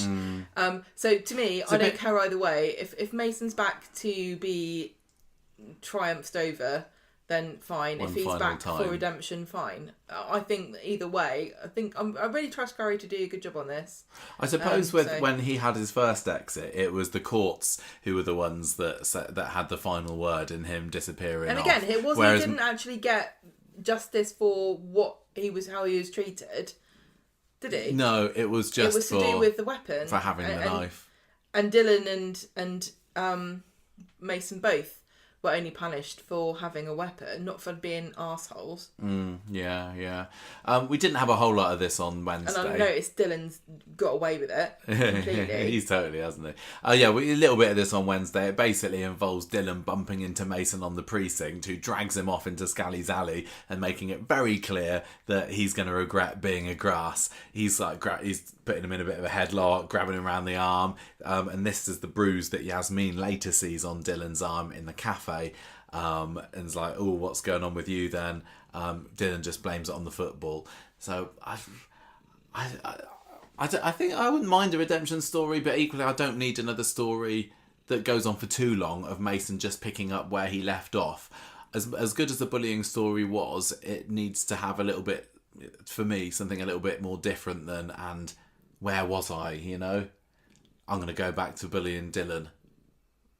Oh, I see what you mean. It does feel really... They fall into that again, and maybe the only difference being Stu's the one saying, "Oh, no, what you're talking about? He's changed, I don't know. I don't understand Mason's brain. To say, I would have always said that bullies are very casual and they just pick on somebody who's weak. But Mason seems to be driven by this deep hatred that he's come back now to get revenge almost. Is that what he's there for? Does he want to get revenge on? He really, really hates Liam that badly. It feels like it. It was, it must be still sticking with him. Otherwise, why would he be sleeping rough in Victoria Street? I mean, of any alley in the whole of Weatherfield that he should have chosen to bed down, he chose the one that was literally opposite the apartment of his old victim. There's got to be something kind of simmering there that he wants to get off his chest. I mean, it makes sense that you would go somewhere you knew. But he's got his estate that he grew up. I know, but can I just point out that if you're trying to escape your brother You're not going to go sleep in the alleyway next to your house, are you? Because your brother will find you and kick you in the head. That's true, but I still think it was probably a little unwise of him, unless it was part of his genius agenda of revenge. If I became evil and started kicking you about, and started kicking you about, and you were like, right, my only choice is I'm gonna sleep rough. Where would you go? Would you go somewhere you knew? Well, I wouldn't go around here. No, because I'd kick you in the head. Where do you think I would go then? Well, back to where we used to live, or back to where you work. Maybe. You wouldn't go where you work because people would know you, and that'd be a bit awkward, wouldn't it? But we've only. What are you doing on the floor, Mr. Dodson? Look, they don't pay teachers enough. That's all I'm saying. But I assume that Mason, as a bit of a street kid, knows more than just the school and the Coronation Street area where we've seen him. Yeah, I imagine that he's quite a bit of a roamer. Here's my argument. Weatherfield is a lot nicer than wherever he has come from. This bit of Weatherfield. This bit of Weatherfield, you're less likely to find evil women to kick you in the head, aren't you? And your brother kicking you in the head. Maybe. Than anywhere else. It's somewhere he knows, it's relatively safe, and he knows secret places. Villain's Alley, Scally's Alley, cream tops, top of the cream, of the pops. What? To sleep in. Right, okay, well, let's see. My curiosity is piqued with this story. I'm glad that we've got Mason back, and including Stu and Yasmin is surprisingly working for me, and I'm surprisingly finding myself not groaning when we get a scene inside Speed Dial, and it's been a long time since that's happened. So thumbs up for me for this story. Abby's story, Gemma. Now this is where we get all of the Debbie stuff this week. The online was aflame with joy at the amount of Debbie Webster that we got on Wednesday's episode, saying more. It's a case of, if we got more, would it not feel so special? But, no, I disagree. There are some characters I definitely would say less is more. But not Debbie Webster. More is more. More is more, just like her earrings. Yeah. Debbie really has the makings of an iconic Corrie character. If they just won't let her. She was in the 90s and they had such a smaller cast and everyone had more face time. She would be easily, top 10's people's all-time greatest characters. And I don't think I'm exaggerating. She's just a joy to watch. She really is. She's great. And she's another one of these characters that it's in the performance as well as the lines. Yeah, she did get some great lines. Yeah, she got great lines. But the way that Sue delivered them, you're right, she's so camp. Because she's so charismatic and she's got such a great delivery, I think it's easier to write for her because I can imagine Debbie saying almost anything. Mm. And again, it would be funny. She's just got that little, sparky, spunky, sort of small person's energy of like, I've been fighting back and I don't care that I'm littler than everybody else. Yeah. And like, we're in the Rowan thing when she was saying, don't bleed on my upholstery, and then she kind of picks this massive chair up and waddles away with it. She doesn't care. She's like a chihuahua barking at a Doberman. Yeah, it's exactly that. That is what we're getting with Debbie. No conception of any fear whatsoever because her whole life she's been... Yeah. Not been eaten by a Doberman yet. So go on. Do you want to run down what happens here? On Monday, Kevin tells Debbie and Ronnie that Abby's back from seeing the twins today, and they're a bit worried because she might be upset having to leave the kids. Yeah. She comes back and Kevin's terrible at making a sandwich, which is a great joke because finally a man doesn't know how to cook. Kevin's sandwich, the door stopped. She was like gingerly pushing giant hunks of cheese back into the as she bread. was biting into it. That was great. Although I can't relate to the idea that you eat a sandwich and then you can't eat anything else for the rest of the day. What, is she a snake? So she thinks Kevin's a bit on edge because he might be upset about Stefan, and he says, no, I promise you, it's fine. So they go to the pub. It's the Webby Debster family. Ronnie and Debbie are both there, and they're noting about how Abby's only talking about missing Jack. She hasn't. Well, did she say Alfie? She must have mentioned Alfie. Yeah. And not Kevin. She hasn't said I've missed Kevin. Because when she left, they didn't part on good terms, did they? This was after that story where, over the course of 2 or 3 episodes, it was just Kevin and Stefan taking pot shots at each other. I can't remember what the last thing that happened was. Was it when Kevin punched him in the face because he'd gone through his drawers, he'd found his phone, and that drove this wedge between the two of them, and it seems like it's still some unresolved conversations that need to be had there. So she decides she wants to go home, and Kevin's like, okay, and she's like, no, you can stay here. So when Kevin and Debbie are left alone in the booth later, Debbie's like, what's going on between you and Abby? And he says, I don't know, I think she's coming back, seems to have brought back all this deep fake trauma, but I don't want to really talk about it. So on Wednesday, Debbie finds Kev and Abby in the cafe and says, oh, I've got a chef from a rival hotel. We're doing a tasting menu. Come along for a free meal. Going for one of them Michelin stars. I've just come from watching some episodes of The Bear. And I can imagine the chaos that's going on behind those doors in the kitchen. Anyway, Jack Hope and some school friends are walking down Rosamond Street, and the boy, this annoying kid, starts making fun of Jack about Abby's video.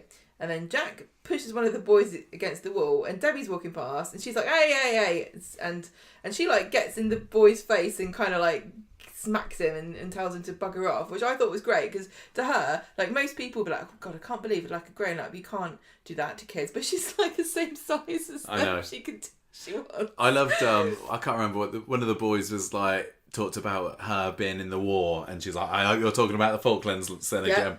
And the other one was, what's the good Debbie line there?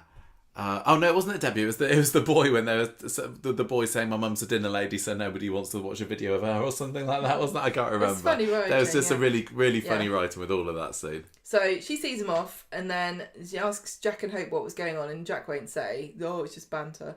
And Debbie says, like, come to the cafe for a chat. So then she tells him that he can tell her stuff he might not want to tell his dad, and she can keep it a secret. So he opens up. And he tells them that these boys have found some porno of Abby, but it must be fake. And Debbie says, yes, it is. And Kevin probably didn't tell you because he wouldn't want you to go looking for it or upset you or anything. And Jack says, please don't tell my dad that I know, because it'll just make him feel worse. And Debbie's very proud of him. And I did like this auntie-nephew conversation. Yeah. She that was a lovely scene. She's not just great for the comedy. She's actually a really good person with a sensible head on her shoulders. Yeah. She's logical. She's not like meltingly maternal like a lot of the other women are. She's just very good. She's like matronly, you know, like a good old-fashioned nurse matron who would take care of you, but in a non-sentimental way. Yes. And kick you out of bed when it's time for you to leave. Don't you think? Yeah. I love her. So, later on, we have the tasting menu at Goot. This is my scene of the week so far. Oh, no, it wasn't. This is what there's in a minute. Because then. Yeah, Stefan comes in first, doesn't he? He's got this pair of associates, and she goes up to him and is like, you're not welcome here. Obviously, because of the... deep fake. Well, yeah, the deep fake and everything else involving Corey. He's not been a nice guy. No. So he's well, like... it's Corey. He's the dad of the person that kicked her now sister-in-law's son to death. So of course she doesn't want him there. Debbie's sister... What? Debbie's sister-in-law is Abby. Yeah? Oh, yeah. I was trying to go through Ronnie. No. I was like, what's Ronnie got to do with it? Anyway, so... she's like, you're not welcome here, you're not having a business meeting, I don't care what you booked in advance, get out, if you don't leave I'm calling the police. And he eventually goes and he's like, you're gonna regret it. And she's like, I don't think I will, actually. So Kevin and Abby arrive and Debbie hands them the menu, which is in French, Michael. What was it? The Gouda Chariot Square. Yeah. This was fantastic writing. Fantastic, right? They. Well, I can't remember. Did you take a screenshot of this? I've got a picture. Yeah. So it's called the Taste of Chariot Square, and Kevin's like, what's the gout of Chariot Square? What else did they pick up on there? You had Abby saying seafoam. What's that then? And Debbie's like, it's just frothy stuff. Can you eat it? What else did they have? Do gooseberries have ribs for the... They don't.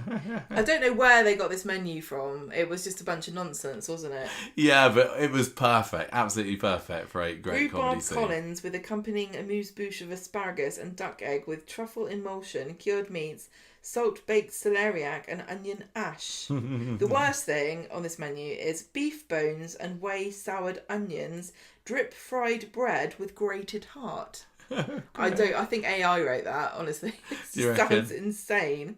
But I quite like the look of the scallops and sea vegetables with seafoam. I thought that having Kevin being the recipient of this menu was perfect as well, because he is probably among anyone on the street the least likely to find it appetising. Debbie should have probably known better, to be honest. I would have thought that maybe Abby might have given a pop at something. But in the end, Kevin just decides he wants a steak, and just to make him feel even more working class and Neanderthalish, he wants it well done. And Abby's like thumbs up to that as well. Yeah, only oafs like their steak well done. And Jack. So that completely she falls flat on her face. And I don't think that there's going to be any developments with this new tasting menu. It feels like it was just written to have a funny little skit where Kevin and Abby don't understand what this menu is. It's not a new joke. It's been going on for decades, isn't it? That working class people don't like poncy food.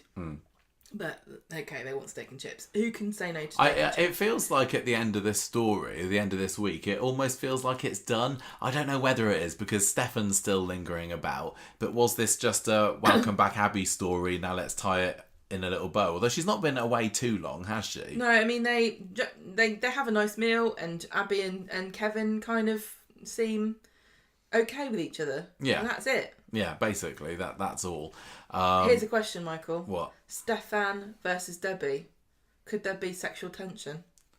I certainly hope not. Could there be rival business brains going at it?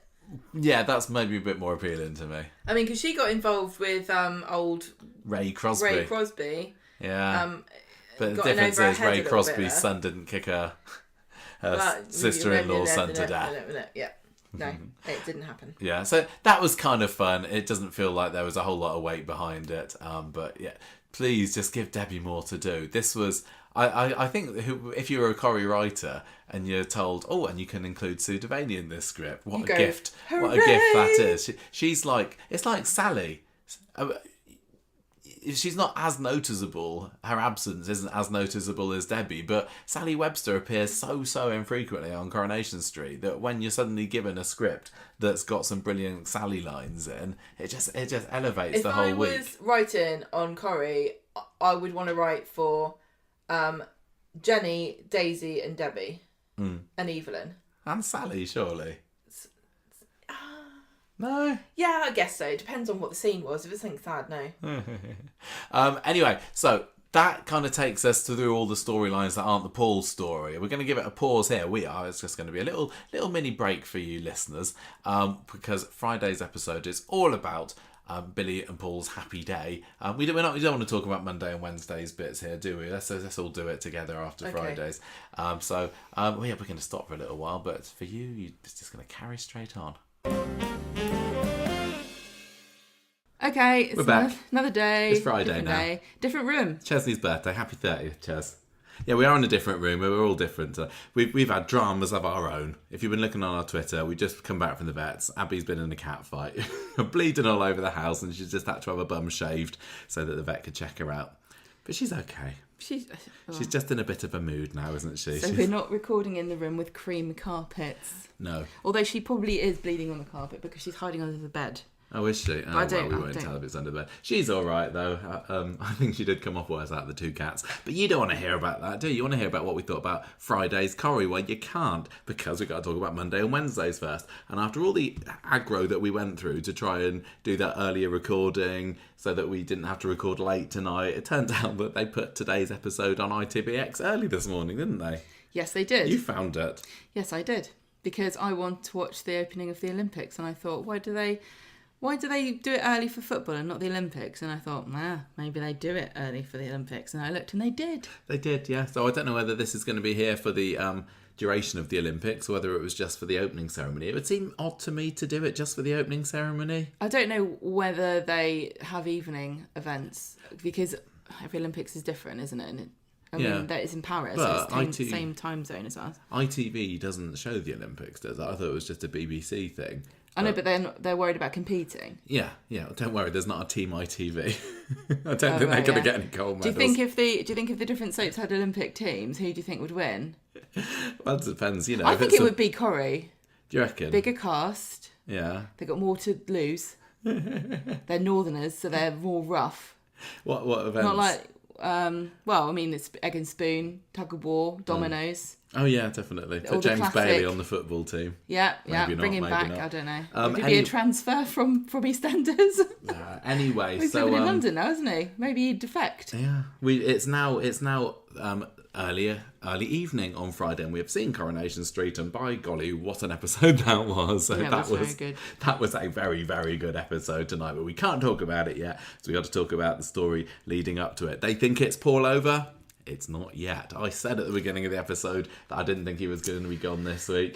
But as we were watching it, I was like, oh, I think maybe he is. I'll give you credit.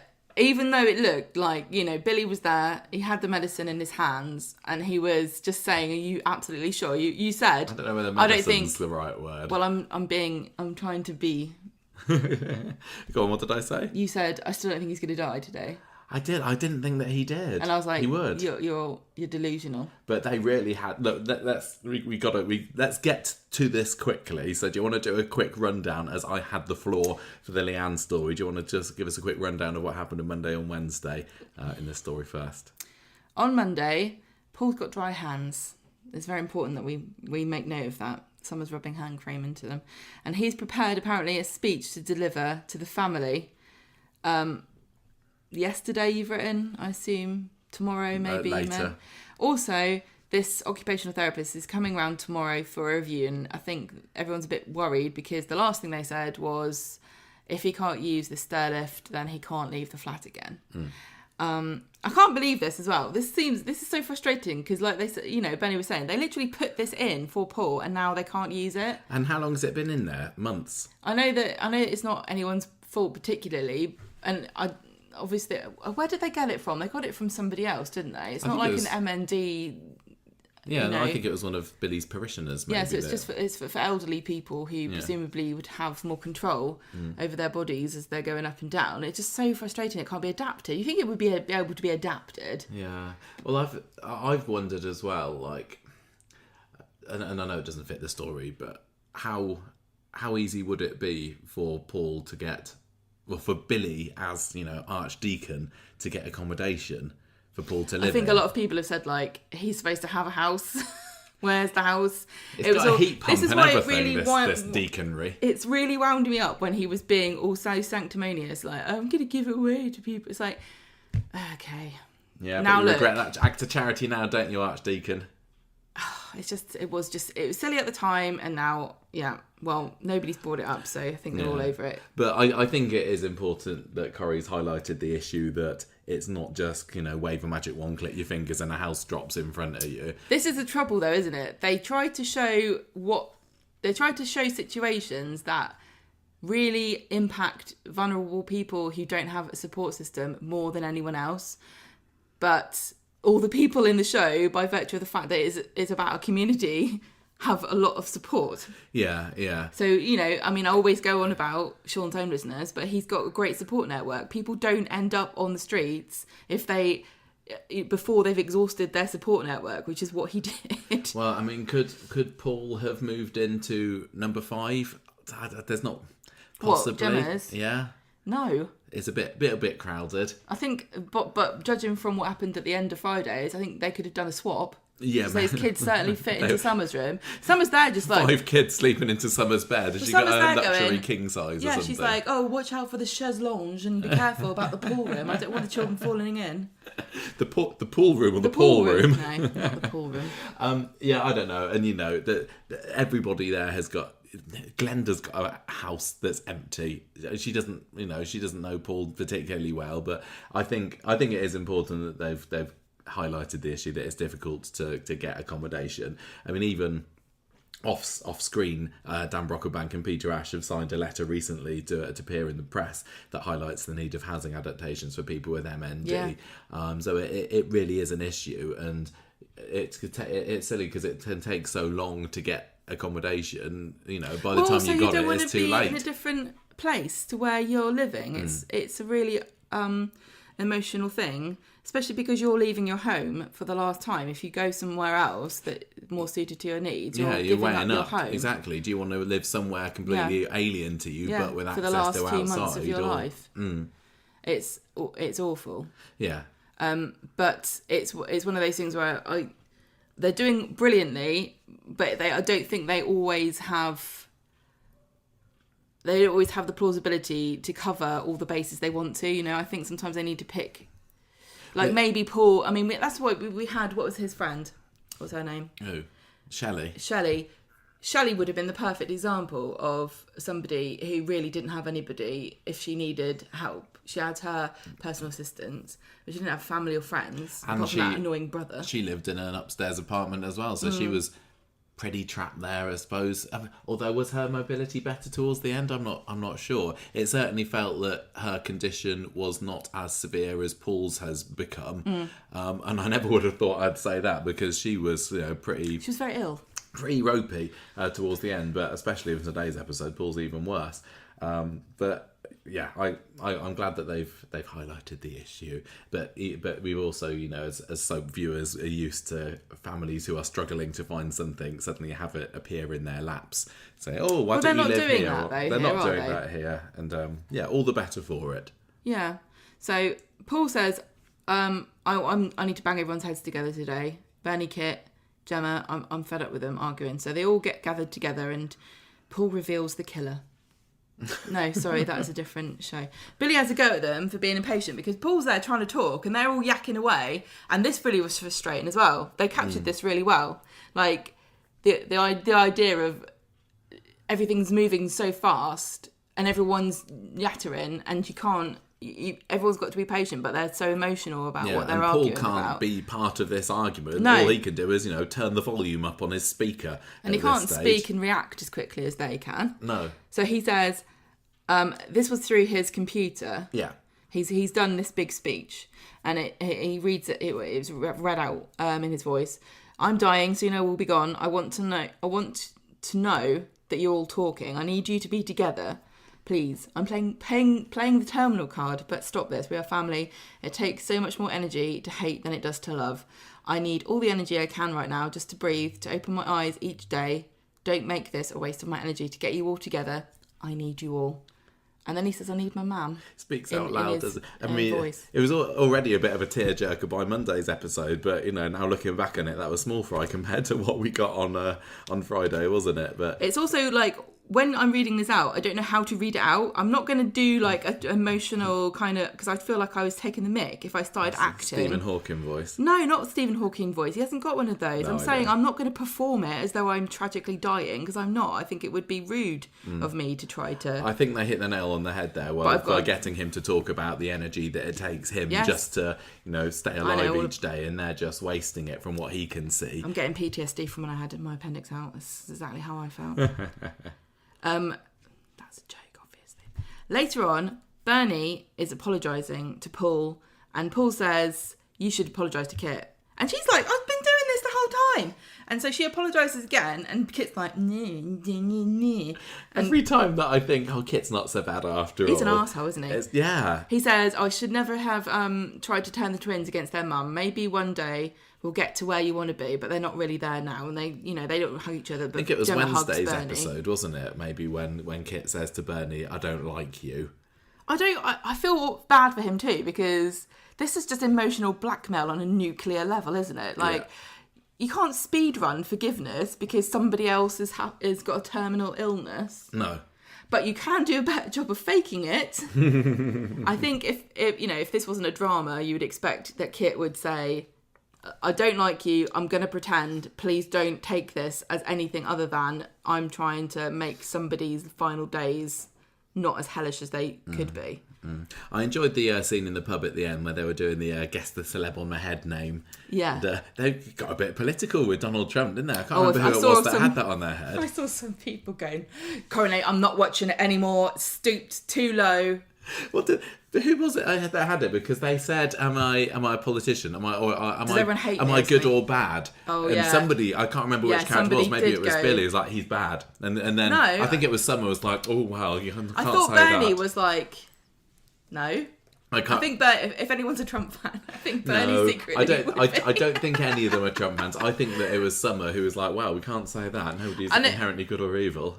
Bernie does. I know Bernie politically would not be aligned to him whatsoever, but in the same way that I think that some people say, like Piers Morgan, like sometimes he says things I agree with. It's just I found it very interesting just because it was so rare for Coronation Street to do any reference to a politician, especially one that was an opinion. They're not going to do it again though, are they? Because this was a massive faux pas because of he just had a political thing happen, didn't he? Been shot in the ear. That's very political. So maybe they will avoid that in the future because I did see some people saying, how could you? I mean, imagine how terrible it would be to be Trump now. First you get nearly shot and then Coronation Street takes the mick out of you. How would you cope? Yeah, I think maybe if that particular incident had gone a different way, maybe they would have cut that scene. Or hastily reshot. Peter, no, not reshot. Oh, no, reshot the scene. Oh, look, this isn't about politics. No, but I really enjoyed that scene and still just more fun stuff amongst the drama. Everything with this story has been fantastic this week, but it's still good they're trying to keep the balance right. On Wednesday, Gemma, Paul and Summer are in the flat and Summer asked Gemma about, are they going to move? When are they going to get taken somewhere else? And Gemma's worrying because they could end up somewhere awful. And also, there's an estate agent that's come into number 5 and she's been asked to tidy up. And she's like, I'm bloody tidying up for them. So Summer walks past number 5 and she sees who the potential buyer is. And it turns out it's Kit. And it's Jackie. Jackie's the estate agent. Jackie with an IE. No, sorry, this is the OT. This isn't the estate agent. This is the OT in Billy and Paul's flat. Yeah, sorry. And she's, Jackie with an IE and Bernie with an IE. And she says, I'm here to investigate. This gets this stair lift. And she's tested it out and she said, it's not safe. It also hurt my feelings because it was rude to me. So it's emotionally and physically dangerous. We need to get rid of it. You can't use it anymore. And Paul's now realises that he's trapped in this flat and they've got nowhere else to go. There's no other way of they're trapped. And the nurse is like, yep, sorry, you're going to have to stay in until you find somewhere else to go. Imagine this being your job. How awful must she feel? Because she literally is like, I can't make it safe for you. I can't tell you to use it. I'm telling you not to, but it's not my fault. I can't do anything about the fact you haven't got anywhere to go. And Bernie's like, look, I know it's not your fault, but this is what do you expect us to do? So the OT's like, look, we'll fast track this request, but that's all I can do. How fast is fast? That's what you'd be thinking. Every day that you're trapped in there is like hell. It's like you're in prison. And Paul is already imprisoned in his own body at the moment, so he's double prison. Summer finds the Winterbrowns in the pub and tells them that Kit's been in the house. And Gemma's not happy about this. And when he comes into the pub, Gemma accuses him of being a Judas. And Kit's like, look... I loved it when she set Chesney on there. How did she set Chesney on She was just like, I can't remember. She was like, go and get him, Chesney. And Chesney's like, looks at him because he's like, 5 foot nothing, isn't he? He's climb up looking him up and at then Kit. punch him in the face. Kit looks down at him with a bit of a grin. Like, go on then. We both know you can't take me. Listen, I'm not Daniel Osborne. I'm not afraid of you. So he says, look, I've got money from my mum and I don't have to wait for probate or anything because this isn't real. I'm rich now. Also, my dad didn't want any of the money. Don't ask questions. This is more complicated than you could possibly imagine, and it's going to come out in a future episode. But what if I bought this house and rented it out to you? What a good idea. I would not take her on as a bloody lodger, I'll tell you that for nothing, would you? Well, imagine I'd be expecting some late payment. There'd be a kind of... If it does story, happen, which I assume it will do, Gemma's going to try and kind of She's not going to try. She will end up taking advantage of him. I don't think she's going to take advantage. No, she will attempt to say, inadvertently. look, can I just not pay it this month, or can I hold back a bit? And it's going to test his loyalty to her. Never had a late payment before. Suddenly, can't pay your bills. Yeah, so I found it interesting that they're going down this route because it kind of cements Kit as a bit more of a long-term character if he's the owner. Just like Mr. Wormwood. Yeah, well, maybe it's Wormold. Not the original landlord of Coronation Street. I mean, just because you're the landlord, it doesn't mean you have to be in it for that long, and it doesn't mean that they can't get a new landlord very soon. But I've been wondering for a while, like, what's the point of Kit? How long is he going to be in? Has he got a long-term future in it? And just putting his name on the deeds does give him a little bit more job security, I suppose. Yeah, that's right. When Linda finds out about this, she's going to be jealous. I wish I'd thought of that. I could use it against them. Like, I used taking... I mean, honestly, the payments it must cost to send Joseph to school it would just as easily cover a mortgage in a house like that, wouldn't it? Surely. Yeah. How much is that house worth? I've got no idea, but I'm sure she's got a hefty deposit. Yeah, so not money here anymore. She's been strangely notable by her absence. She's just come in and out throughout the year, hasn't she, Linda? Every now and then, and it's like, are you in the show or are you not? I'm not particularly fussed about whether she reminds me of Elaine. But she is very much an Elaine character, isn't she? Yeah. I'm not fussed whether we never see her again, but it's odd that they keep talking about her, but she's not appearing. I like her. I do like the fish out of water rich people that turn up every so often on Coronation Street, like Henry, and they're like, oh, you really do eat fish fingers. I thought it was just an elaborate joke. Right, so Gemma's excited about this. She's planning refurbishments. 5 years ago, they were planning to build an extension, so perhaps they could afford to replace the boiler now. Bernie's saying to Kit, it's a really nice thing. And he says, well, the twins are family, but I don't like you and I never will. So don't even talk to me. Yeah, so things are left with Kit, definitely the villain again. Kit's like a mean girl and trapped in a lad's body, isn't he? Yeah.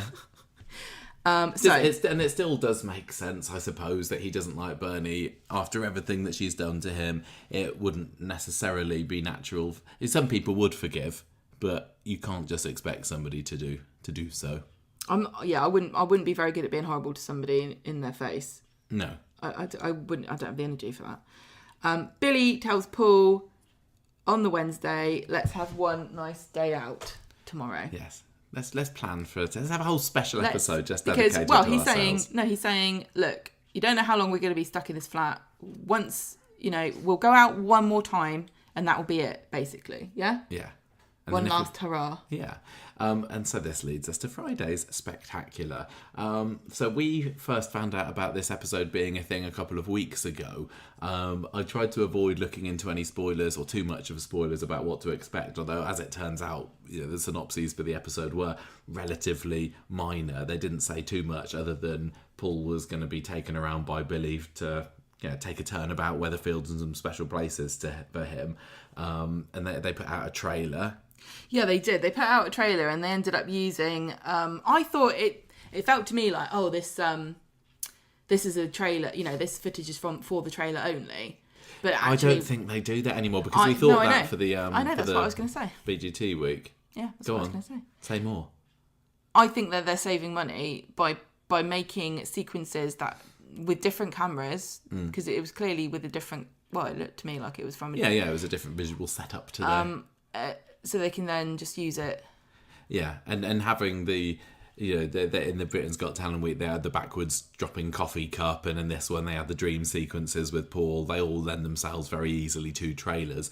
I went into it. I actually thought we'd see more of it in today's episode because it really was just bookending the episode, wasn't it? The stuff inside Paul's head with all the orange and dancing around. So earlier on I said in the previous part of this podcast, I was like, I don't really want two-handers. I'm fed up. Like, they're really special, but this will be like the third one that we've had in like 7 months. Yeah. And I take it back because this wasn't a two-hander. I'm still on the fence about having so many like very special episodes so close to each other.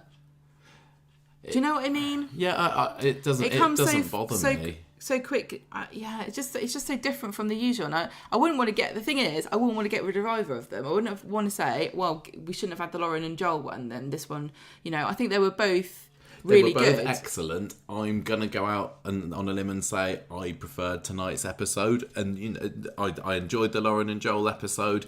Great script, fantastic performances, but I think the fact that this one did centre around characters that I cared a lot more for certainly helped. They were both character pieces, and yes. I think the emotion, and the fact that it was Billy and Paul tipped it over for me.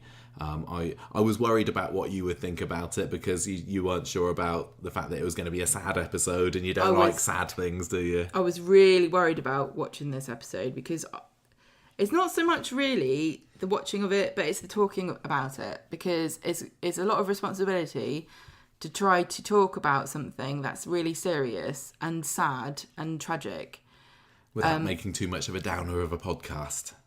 Well, it's not. I just don't want to say the wrong thing. I don't want to upset people. I want to reflect.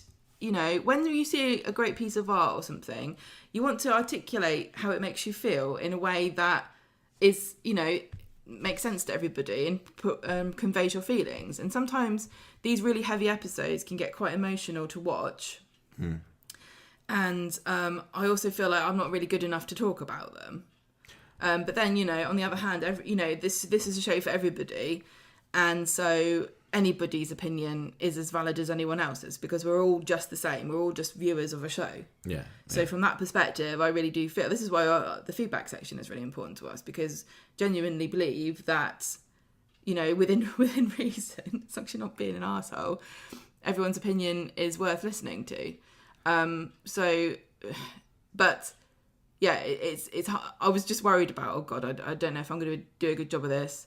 But I'm interested, without getting into too much detail, about whether you thought there was any comparison here between Toya's story and this story, because there's obviously two big medical things going on in the same week. Yeah. Comparison in How what do you sense? feel like, but did you feel it was really heavy to have these two really big emotional medical things, or did you think that Toya's was more medical and Billy's and Paul's was less about... I mean, there is obviously the emotional side of things with Toya and Nick, even though they're still keeping their distance somewhat. Nick's telling David he thinks he's in love with Toya, but this really was... Billy and Paul's was the story of this two couple that have been in love with each other for over a year. They've known each other. Well, no, Toya and Nick have known each other longer, but no, I don't. I suppose thinking about the mood for the week has been relatively somber. That's what I'm saying. But then with the Nick and Toya story, that there's been a little bit more lightheartedness, or there's bit, because it's tied up with all the Institute craziness. You had Nick punching Rowan in the face. There was none of that in this story, particularly on Friday's episode. It was just wall to wall character drama, and yes, there was the odd funny moment here and there. I think some people will say it's too much. It's too miserable. I mean, but as a spoiler, we end with Paul still with us. Yeah. So I wonder whether Coronation Street, I mean, they obviously are always talking about what we're going to do next, and when are we going to do this, when are we going to do that. I wonder whether they were like, we just can't do it. We can't do it in the same week. Well, I think also with Toya's story, and as I said earlier, I don't know where it's going to go, but it doesn't feel to me like, she's not been given any kind of terminal diagnosis here. She's got potentially...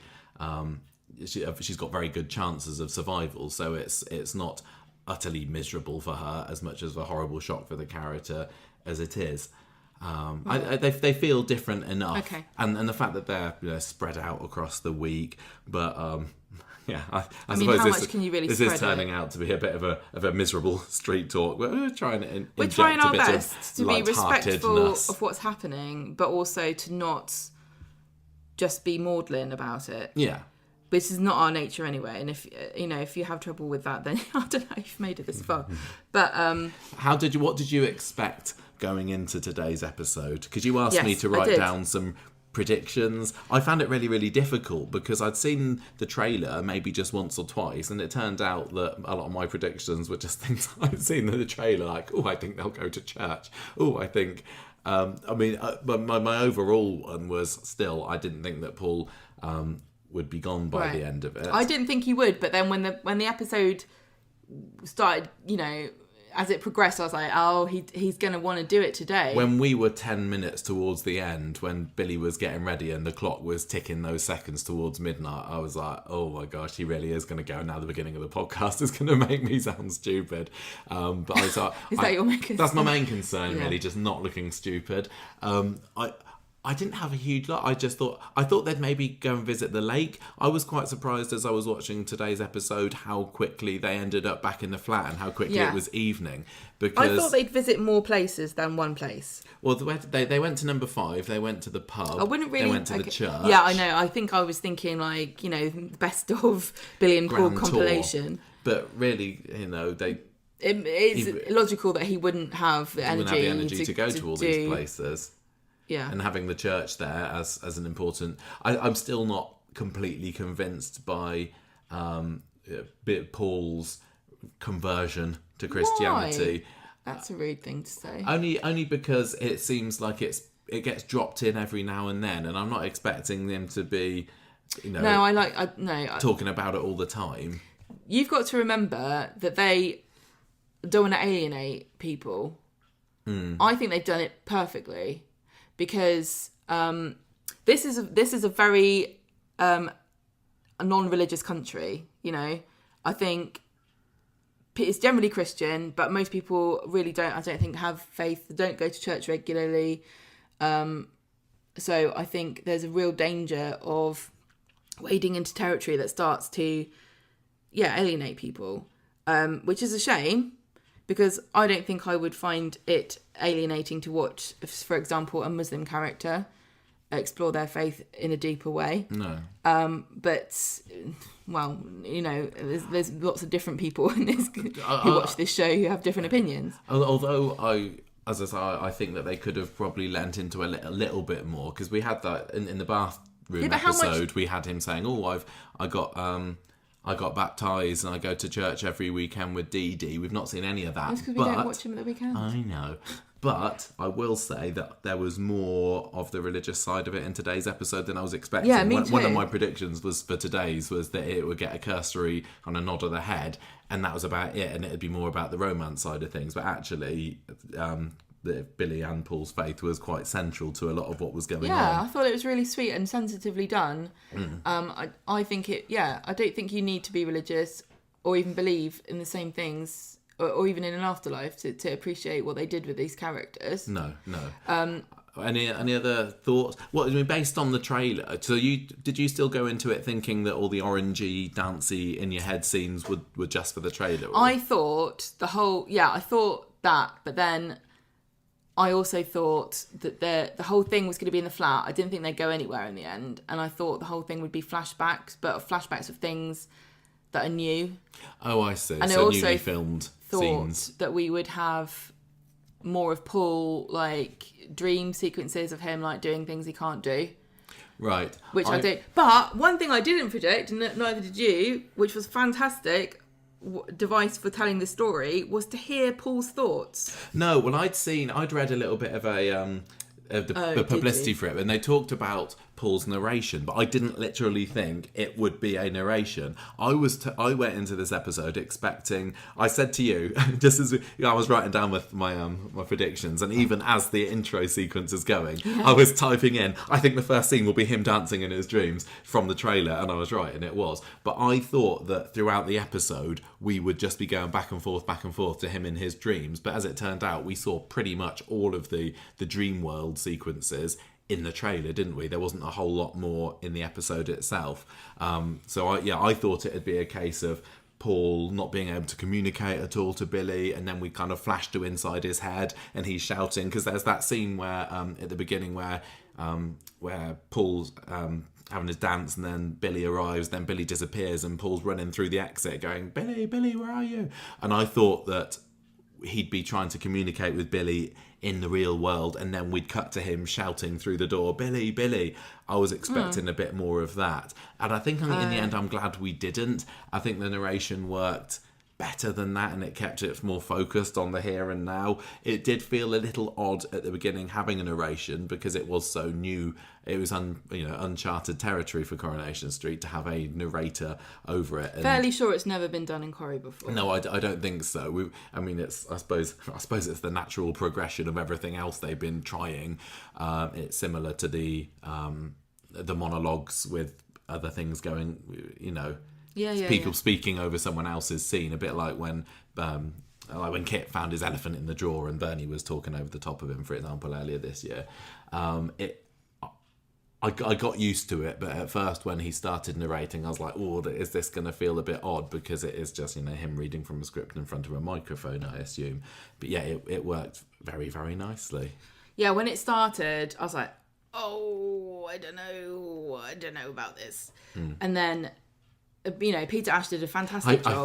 I think the combination of Peter Ash delivering the lines, Debbie Oates' excellent script, the combination of the two made it just work. Yeah, Debbie Oates wrote this, Vicky Thomas directed, and obviously you got Peter Ash and Dan Brocklebank, the two main characters, but there were plenty of other people in this episode, including David. Turned up, didn't he? Oh yeah, we at got one point. Yeah, we had David, we had Bernie, we had Gemma, all the quads, even Chesney at the end. And I said in the short for today's episode, I have never been so glad to see Chesney turn up as I was in this episode, because I wasn't ready to see Paul go. So thank goodness that Chesney was able to delay that for however long. I was wondering as well. I can't remember what else I said in my predictions. I think I said that I might have expected a little cameo from Shelley, maybe. But this is when I thought that there was going to be a lot of it in his head, or it'd be dreams or something. And I thought that maybe Shelley could be somebody that he's bouncing off. I don't know. I think that would have been... as it was, I'm not going to say my predictions for what I wanted. I think looking back on it, what we got was much better than that. But it could have been having him somebody, to have a bit of repartee with in his head. But because we didn't spend very long in his head, it really wasn't needed. Anything else that you were expecting based on the trailer? I wrote down mention of God. Yes. I thought it would be a two-hander. Did get a shout out. And that's about it. I thought there'd be lots of orange lighting. Wow, did you guess that? Is obviously a Conversation Street tribute to that colour of orange there. I thought that because we saw in the trailer he would be running up to this exit door, and I thought that they were going down the whole metaphor of, is he going to walk through the exit door, and that's the metaphor for him ending his life. What? That's really obscure. An exit door meaning death? Yes. They couldn't do that. No, that's too hard to understand. No, it's a joke.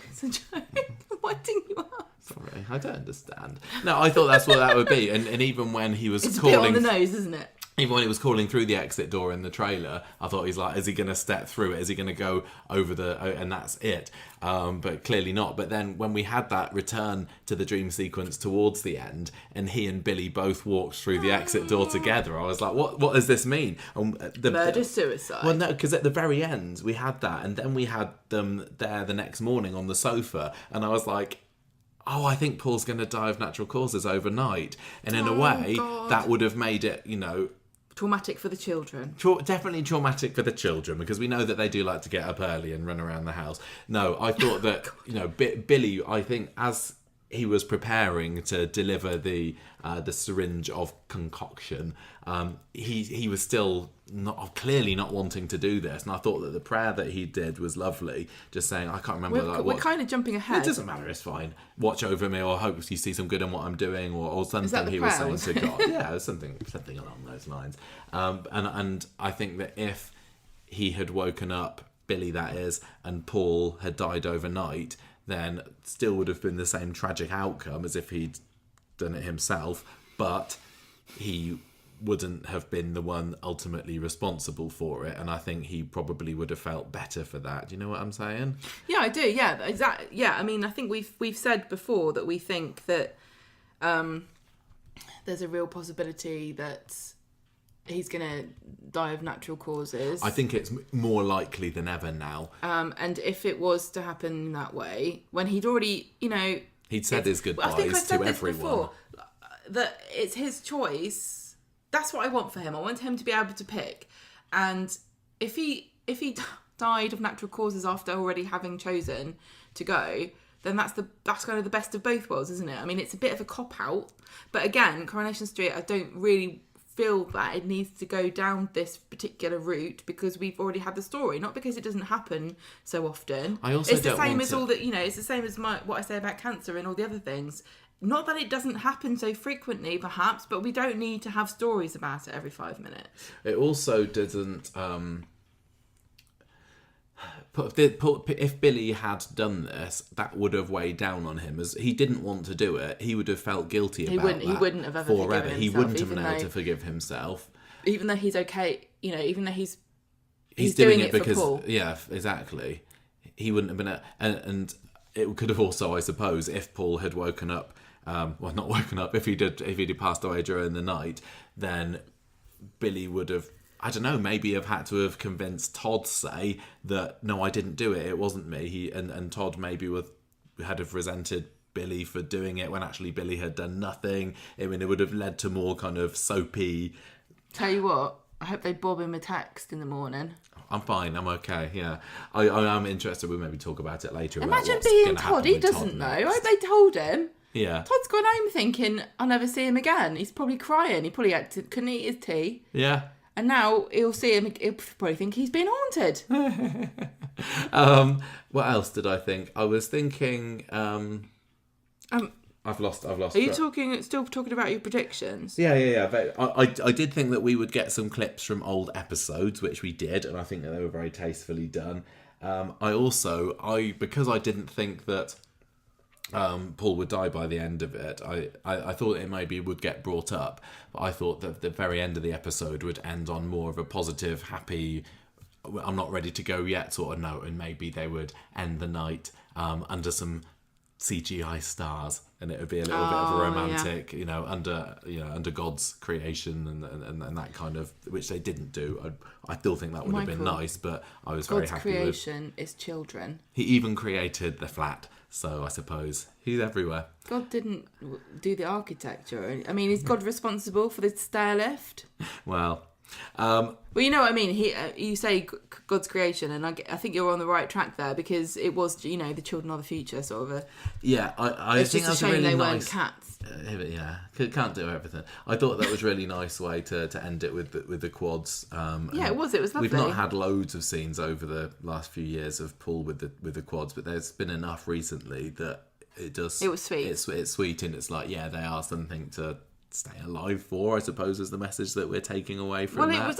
I don't know if it's that. I think it was more, there's still things I can enjoy in this life. Yeah. And I'm okay. I'm okay now. Yeah. I'm all right at the moment. And Bernie was right when she said that it'll be over. You're feeling like this. I don't know how he's going to feel in the next few days. No, I'm really fascinated. I really don't know to see. I have had a sneaky look at the synopses for next week, and this was about a week ago. I have not seen anything. Why are you doing I just scanned. I was literally again scanning the names to see if Paul was mentioned, and I don't think he's even mentioned. So I think it was a case of they've not put his story into the synopses for next week, because they're obviously all over the soap mags now. And if he'd have been mentioned, then it would have spoiled the surprise of he's still alive at the end of the episode. But this story is going to be a fairly major one as part of next week's ongoing episodes, I hope, because I am really, really fascinated to see what happens with him next, and the others, especially Todd, considering he kind of got the idea in today's episode of where this was potentially leading. Do you want to kind of run down a bit of a synopsis of the episode, and we can chat about bits as we go? Right, so it begins with Paul's dream where he's dancing. And what song it was, don't know. We always miss this. Everyone always goes, it's very deeply important. Classic, no doubt. And unless it's very narrow. Oh, I did also write in my predictions, I was expecting there to be a "Let's Get Ready to Rumble" in there, and there wasn't. So, but that's certainly not what he was dancing to at the beginning of this. Why did you think Ant and Dec would be involved? Well, because that was the song that he and Gemma did, didn't it? Oh, the twins song. When they had their 30th birthday. Save it for the funeral. Yeah. Right, so he's dancing and Billy hugs him from behind, and then he's like, oh, Billy's there, and then he runs after him through this exit looking for him, and when he wakes up, and then we get the narration where he's talking to himself going, it's just a dream, And he's trying to talk, but he can't, and he's panicking because he thinks that his speech is getting worse. And Billy says, "No, I can still understand what you're saying. Let's do our gorilla outing." I thought that was really, really sweet from Billy. The fact that he was still pretty much able to understand Paul, and there was no kind of, can you say that again? What was that? I didn't quite catch that from Paul. He was treating him like we understand each other. He did misunderstand him at one point. Yeah, he did. But I struggled to understand some of what he was saying today. Yeah, how well do you think that they managed that? Because obviously, I mean, Peter Ash's performance, 100% flawless. When we needed to know what he was saying, we understood it. And I think Peter Ash needs a lot of credit for this because he knows he dials it back slightly when there's, when we need to know what he's saying. But we can still see in other moments that he's, not speaking very clearly. They could have gone down the route of putting subtitles up for him. And I'm glad that would have been terrible. That would have been absolutely terrible. You can have subtitles if you want them. Yeah, but but I think that would have been patronising. But exactly, and you're right. When on the whole we needed to hear him, understand him. We did. But Billy was absolutely lovely throughout the whole thing. Billy was wonderful. We've seen him struggle with it. We didn't get that until the decision was made, and he struggled then. But so Billy's excited because they're going to the church, and then we hear Paul saying, like, "Why did you make me wear a tracksuit? It's terrible." There was a nice little drone shot of the church, wasn't there? They did go all out with the production of this. I can't remember now whether it was the fancy cameras all the way through, or there were bits that we were talking about when they were going down the street at one point. They clearly had a bit of a different camera setup, and it was just looked a bit dingier, and I'm not always a fan of that, but I let it pass for this episode. How magnanimous of you. I know. Because all the shots in the church were lovely, because they had some nice little pans of the stained glass windows, didn't they? Yes, they did. Yeah, we got lots of shots of various... In the crucifix. Yes. So we get a POV shot of Paul walking up the aisle to get to Billy, and I thought it was a bit weird, but there was... somebody had put a wedding photo in the church, hadn't they, of when they were married. I don't know, it's like, someone's left a photo here. It's like, what was that, production stuff? That was really nice of them. They did remind me when they did the flashback to the photo, and Summer was there snapping away. I was like, Summer, don't leave the photo there. Do you remember all the drama that caused for an episode? Stop her from doing it. Right, so they reminisce, don't they? And Billy says it was the happiest day in his life, and he wants to remember it. And they have flashbacks, and Billy starts to read out 1 Corinthians 13, but he doesn't get very far, because as soon as Paul sees him put his hand on the Bible, he has a flashback to when Billy swore that he would let him go when he wanted to, and this distresses him because he's thinking about the end. This is when he does a little talk to God as well. He looks up at the stained glass window of Jesus and says, "Look, can't you make time stand still, boss? Just give us a little bit of time out." Yeah, and he just says sorry. And then in the next scene, we're in the pub with all the friends: Todd, Summer, Kirk, Daniel, Dee Dee. Daniel seemed a little bit superfluous. Who did? Daniel. I forgot. I genuinely did not know he was there until I read this. He was. He's just there.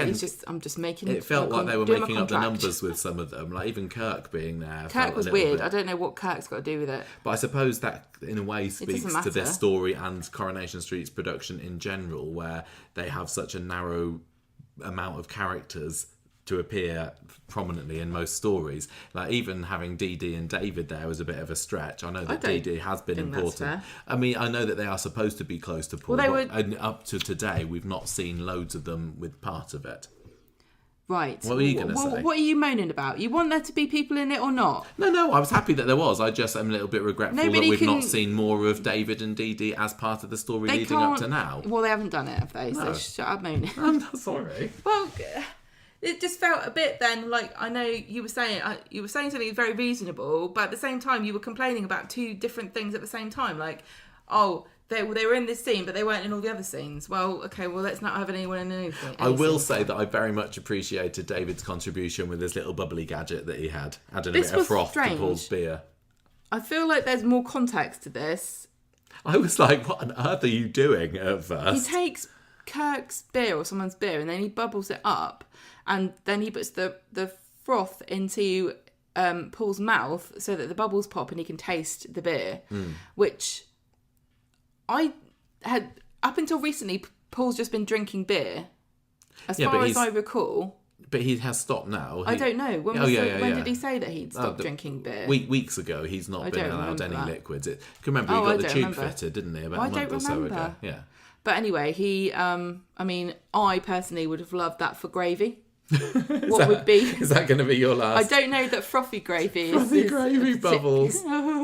What would you miss the most? Milkshake. I mean, these are all liquids already. Yeah, but you can't bubble up a steak, can you? Oh, we could have a go. Especially not the way Kevin has. Oh God, no. Right, so that was very sweet and thoughtful of David. I wonder whose idea that was to put it in there. But was that something that's come from Debbie Oates, or was it, it feels because like they've done so much research and partnership with the MND Association, maybe that was just a story that maybe even like Rob Burrow or someone had contributed and they wanted to include it in there. Yeah, I know that this feels very much like something that somebody who's very deeply involved in MND has said, this is something that you guys might want to consider. Yeah. So Paul gets very emotional and says they're all his best mates. Yeah, that was one of the few things that we could hear and understand. So after that, they head outside, and Paul's getting fed up because he's having to say everything through something else. Like it's either Billy interpreting or his machine, and he says "I love you," but he doesn't. Billy doesn't understand and thinks he needs the toilet.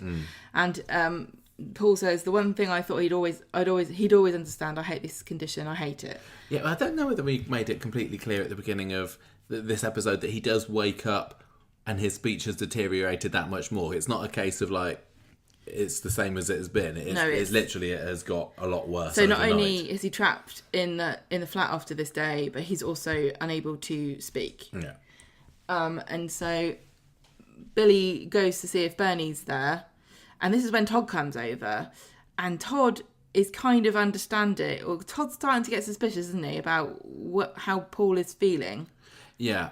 I can't remember what Paul says exactly, but something Todd tips at some him point off gets here. the idea that I think Paul tries to tell him that I've gone as far as I can, and Todd correctly interprets that as I'm almost done. And I think that this relationship here is such a fantastic trio of characters. We always used to make fun of them, and when it was more of a love triangle, dads.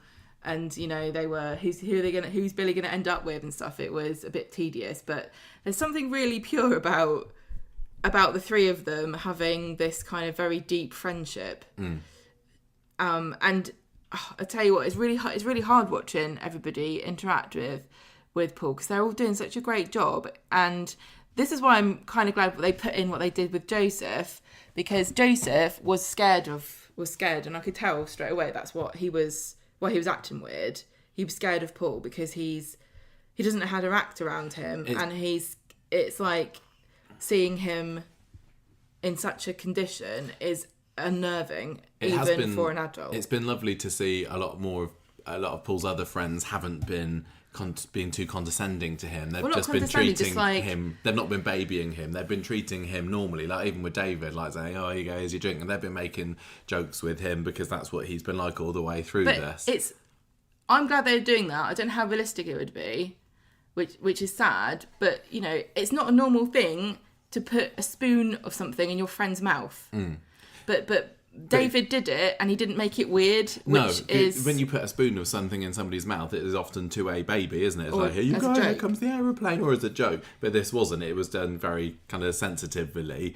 It's just done in a kind of like in the spirit of friendship and sharing. Yeah, and I think another thing I really liked about the fact that we got this narration from Paul is to show that he is completely 100% in the brain. He's not regressed exactly. mentally. Right. That's a very good point. A physical condition. He's still 100% Paul inside, so he doesn't need to be treated any differently.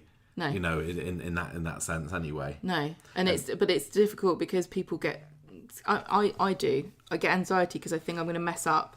And then rather than trying it anyway, it's easier to just try to not do anything at all. Yeah. And I think Joseph was a good character to demonstrate this. Yeah, because that's what they go Because around he's a to child and he's blameless. Yeah, they go around to number 5 next, don't they? And Bernie's off with Deb. Deb gets a few shout-outs but didn't appear in the episode, did he? No, they're supposed to be going to Blackpool later.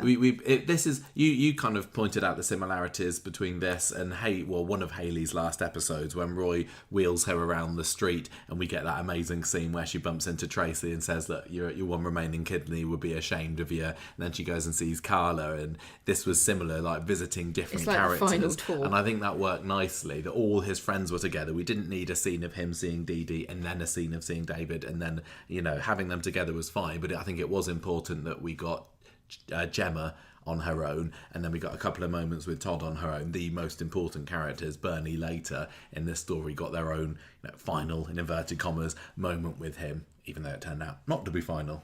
Yeah. So he's at Gemma's house and he's looking at all the quads and he's saying, I wish I could watch you grow up. Like I said, Joseph is a bit spooked. Yeah, Gemma says, give your uncle a hug, and he doesn't want to, and that was quite a gut-wrenching moment. But Paul's still saying, look, it's okay, I understand. No, yeah. Kit comes in with a birthday card for Chesney, and Paul says to Gemma, you're fab, I love you. And Paul's thinking, I hope that you'll remember me, the kids and everybody. So they... It was a short scene, but it was really sweet with the kids, and having Gemma wave him off at the end as well. I can't remember what Kit did there in the end, apart from delivering that birthday card to Chesney. But no, I don't know what he's there for.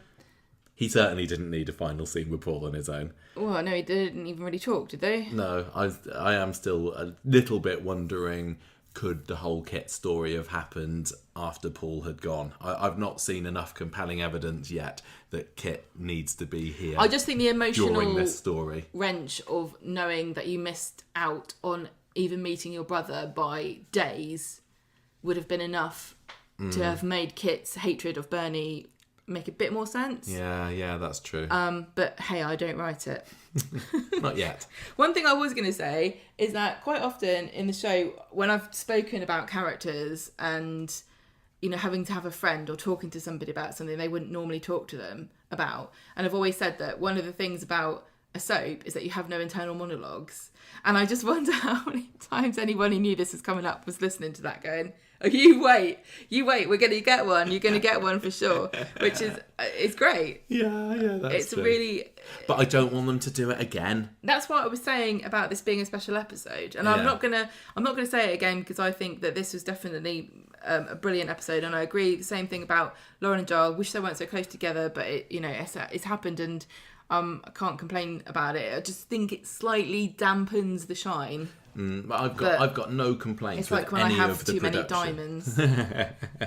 I've got no complaints with any of the production of this episode, even though on paper there was a lot there that could have not worked for me. I could have looked and said, "Oh, this isn't Corey." Yeah, if you said it's going to start with a dream, it's going to have a load of flashbacks, and there's going to be somebody narrating it, you'd be like, "Can you stop now? Just don't even bother doing it. I'm not going to hate every minute of it." It worked perfectly. Yeah, it was great. This is special. This is, and like I said before, I was scared about this episode because I thought we know there's going to be a horrible episode.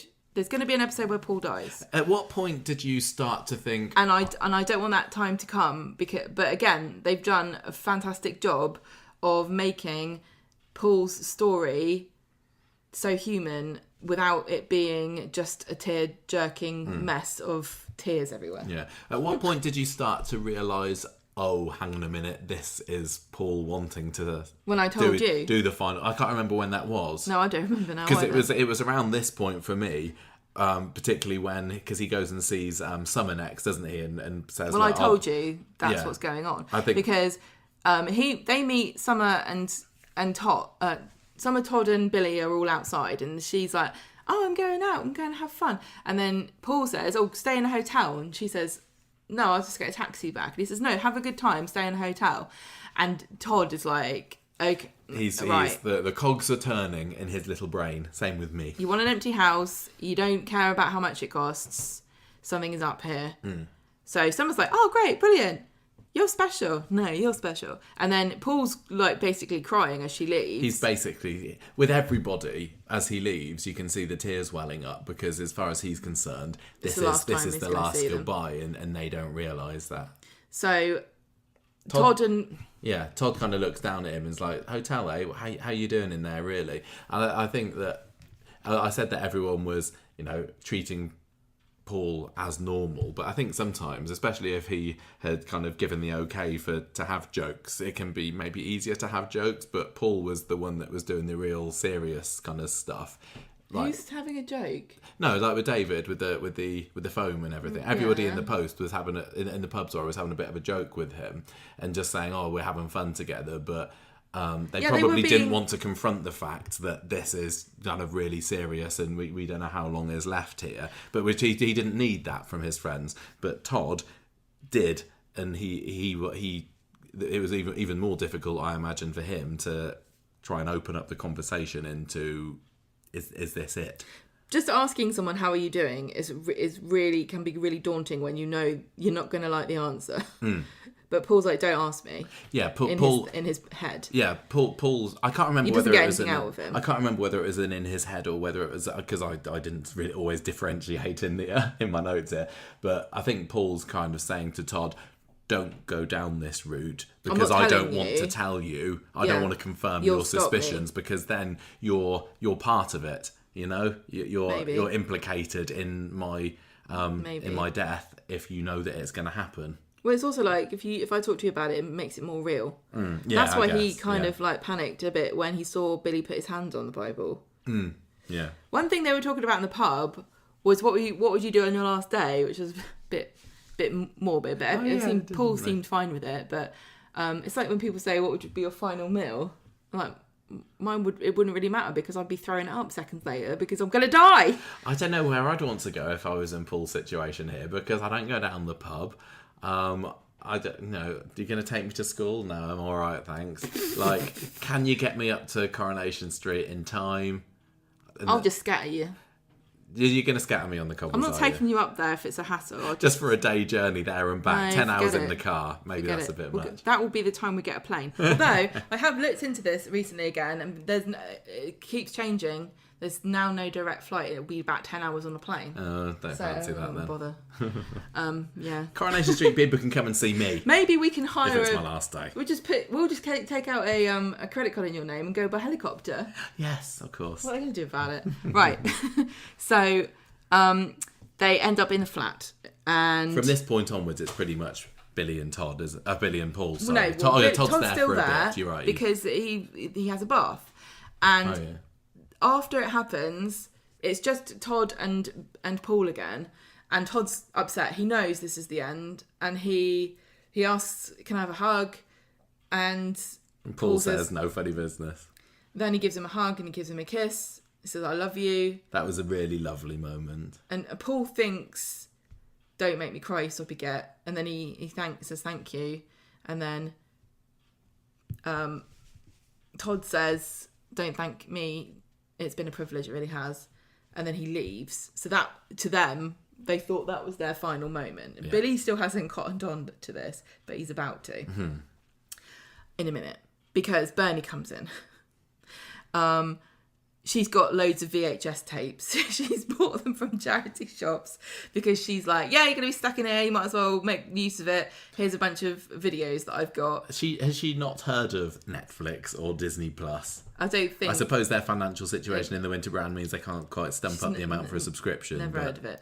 If I was, didn't know how long I had left and I had the option, do I want to stream these instantaneously or do I have to worry about rewinding them just in case? I'd be like, just stream it all the way. It's the thought that counts, Michael, you bitter old man. She wanted him to have the full 80s experience. She said it's going to look like a 1980s blockbusters in here. He wasn't even born in the 80s. At least give him, I suppose he's a 90s kid himself. I think you're overestimating how refurbished blockbusters were in the 90s. If you want a good classic movie to watch, Paul, Twister. Oh yeah, we watched Twister my first time watching Twister. 1996. This was the 90s, boiled down and distilled into one movie. The whole thing is just so 90s from start to finish. It's hilarious. I love it so much. I was on the edge of my seat. I enjoyed it more than I great. thought I would. You said you've seen it like 5 or 6 times. I love it. I hadn't seen it for years, but I thought I'd watch it. So I recommend it to Paul because I think he'll like it. So Bernie's stroking his face. She tidies up the flat, doesn't she, for them, and as an act of love. And Paul tells her, "You're so good to me. You've proper looked after me." And she's like, "No, you don't have to thank me. It's my job." And then she says, "Look, you'll deal with this." And then she says, "I'll bring you a kiss me quick hat from Blackpool," and she heads out. Yeah, she's going off with Dev, isn't she now? Yeah, she's going to Blackpool for the weekend. This is the point where it's Paul and Billy for a long stint. But Billy goes into the cupboard and Paul begins to play Happy Day on his phone or something. I don't know what it was. He must have it set up on his machine because he can't use his phone. We didn't hear him giving his phone voice commands, so he must literally have a little shortcut. I don't think we need to be... And the look on Billy's face as the realisation came in, and it wasn't even... anguish. Yeah, and it would have been clear to him, but even as me, as a viewer... I didn't recognise that bit of the song. You know, everyone knows the "Oh Happy Day," but there was a build up to it, and so it took me a minute to realise, oh, this is what this is. And because I hadn't expected before going into the episode this to be actually Paul's last day, I wasn't listening out for that song. Yeah, but that was a moment. He's like, no, not today, please no, and then we get the bumper music, which. They turned off for the next break, but they could have done it for this one too. Yeah, having this emotional cliffhanger, this super emotional, and then going nah, nah, nah, nah, nah, it didn't quite gel. But that was good in the early days of Corrie, where it was like, Ina Sharples, you didn't pay for this tin of salmon. Well, no, it's only been since they went HD. It used to be the but that is still no. We need. Coronation Street needs to commission a investigative process to find what a good piece of music would be for sad moments that still fits in with the overall I think just theme. Having them silent like they did in the end worked fine. But people will get surprised because Connie will appear. Well, we were watching on ITVX, so we weren't wrenched away from the drama to have a little skit with Connie and Trevor, were we? I can only imagine what really awkward, out of place things Trevor's going to say in the bumpers. Like, oh, what's going to happen next? One thing I think 1 minute, next thing I think someone else. Well, what do you think it is, Trevor? He's either going to kill himself or he's not. Oh, Trevor's only got a little brain. Trevor's going to be really upset when Paul goes, isn't he? Yeah. But we're not going to hear it from the bumpers. It's just going to be inappropriate banter. It was worth paying that £20 to get ITVX for you. I miss Trevor. I think about him all the time. Well, he's going to be on the Sainsbury's, isn't he? We'll be able to see him every time we watch Corrie. Oh, that's all right then. Right, so Billy's like shouting at Paul, "No, we can't do this. If you're feeling trapped, it's temporary. What's so bad about staying in? People were locked together for months during COVID. Why have you decided this now?" Yeah, he's absolutely livid because as far as Billy's concerned, they've had this lovely day together and this would spoil it. How did you find his reaction? Do you think that, was he being selfish there or... No, this was very... Well, again, I always do this. I criticise people for things and being emotional and stuff. If everyone was like logical and stuff, it would be a boring show. There's no Coronation Street where Spock comes from. What's that planet? Vulcan. You have to explore all of these emotions and reactions, don't you? And if Billy had gone, okay, what would you have thought? Yeah. Oh, time for you. If I'm that's actually handy because I wanted to go to... I'm actually in the kitchen right now. I want to go to Spain. Fancied popping along to Blackpool with Ernie tonight. Yeah. No, he was... I was watching it and half of me was going, Billy, don't ruin this it. This is you horrible. Said you'd help. Yeah. You said you'd help him and now you're making him feel like crap. But on the other hand, I was thinking, no, this is... I could who could do what, just say, oh, okay then. Yeah, no one's going to say Paul that. would know, surely, as difficult as it would be for him to accept it, that Billy would find it very, very difficult, especially after I know, but he can't cope with this. He's like, don't shout at me, stop shouting at me. He's thinking this is like earlier when some of the other characters were arguing and Paul wasn't able to just wade in there and say, whoa, hold on a minute. He couldn't defend himself. He would just had this barrage of not criticism, but he was accusations that he was being selfish from Billy, and Paul couldn't say anything. So I felt so bad for him, and he was trying to mumble out saying, "Billy, please stop. wait for me." And in his head, we could hear him saying, "Billy, stop." And this is just adding to without Billy realising it, he's just making Paul feel like this is time for me to go because I can't even talk. This is just making me feel even worse about being here. Yeah. Because I'm being shouted at, there's nothing I can do about it. What he needs is a klaxon or some button. So Billy's not accepting it, and he's like, "What? This is a great day. Why?" And Paul then is saying, "Why would I wait for an unbearable day?" Yeah, that was. I think that I can't remember sense. whether it came there or whether it was later, but there was a line from the trailer where he was saying, "Why does it? Yeah, why can't it be on a good day?" I can't remember. Right, so he's like, this is just a change, we'll adapt to it. And Paul's like, no, it's time. And then he says, I want you to not forget me, but I want you to get over me and find someone new. And Billy's like, I'm not doing this at the moment. He walks off and he's left him there. And Paul, sweet Paul, is like, oh, I've upset him, I've said it all wrong. He's not thinking, oh, bloody hell, he's such a dick. I'm trying to talk to him and he's not even listening to me. He's like, oh, I've upset him and I didn't mean to. He doesn't stay away for too long. Billy comes back and Billy's like begging him for more time, and he goes and gets the Bible. And Paul says, why don't you just can you tell everybody it happens tomorrow after midnight, because I don't want to ruin Chesney's birthday, which was actually really sweet of him. I still think the day after is going to be rough.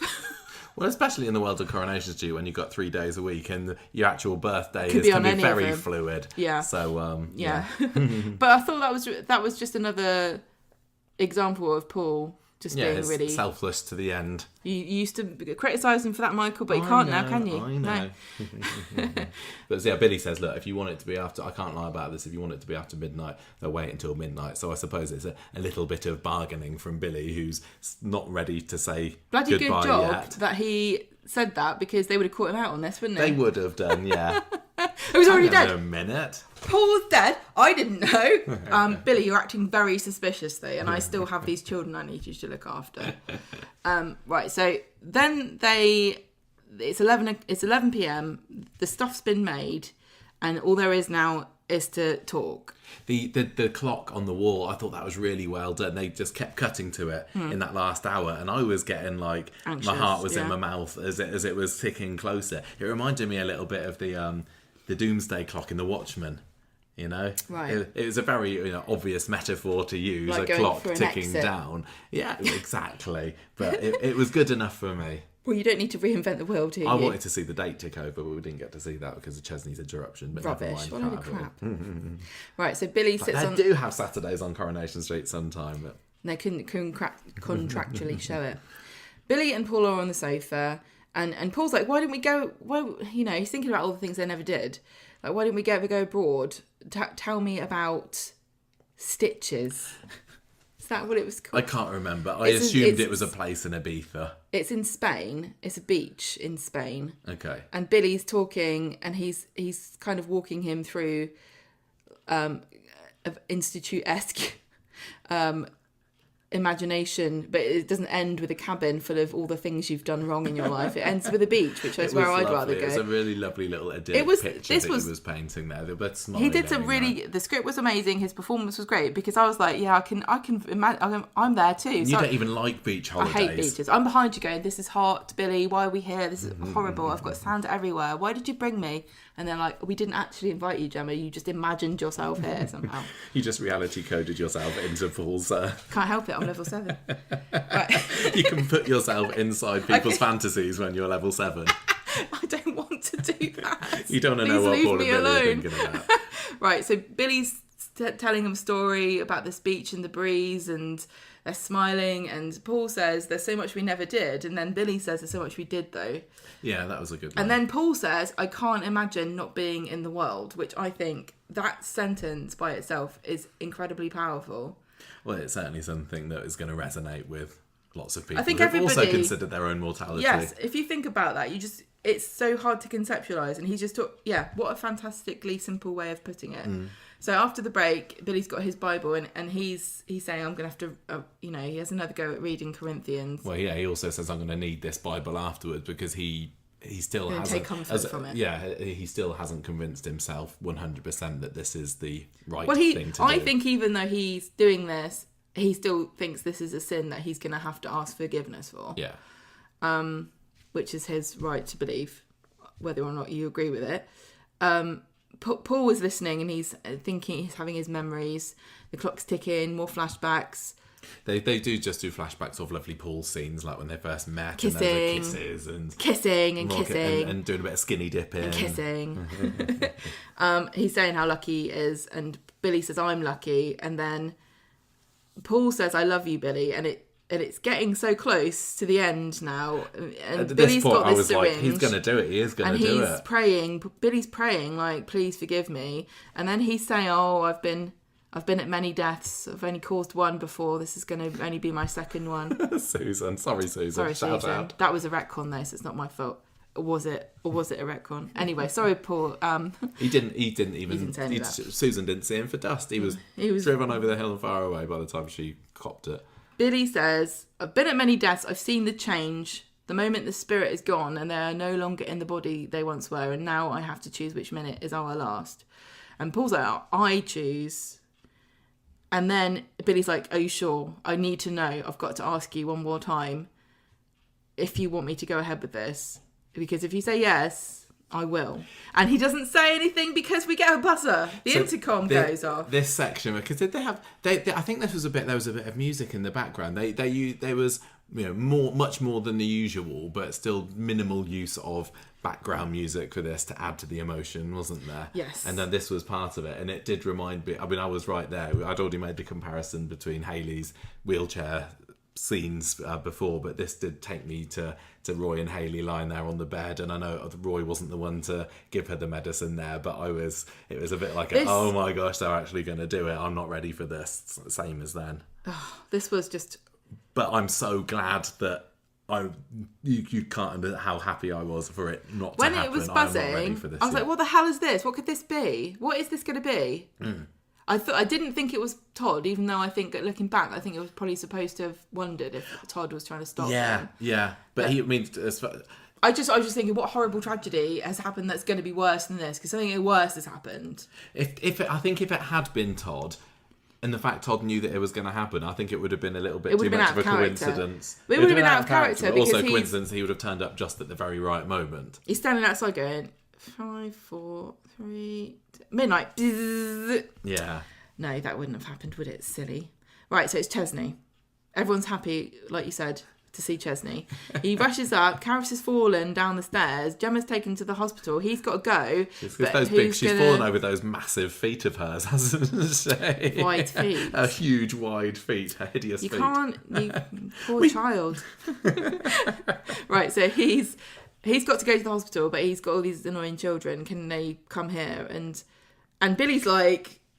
What would you think if you were Billy? You'd be like, I was seconds away from making this a really awkward moment.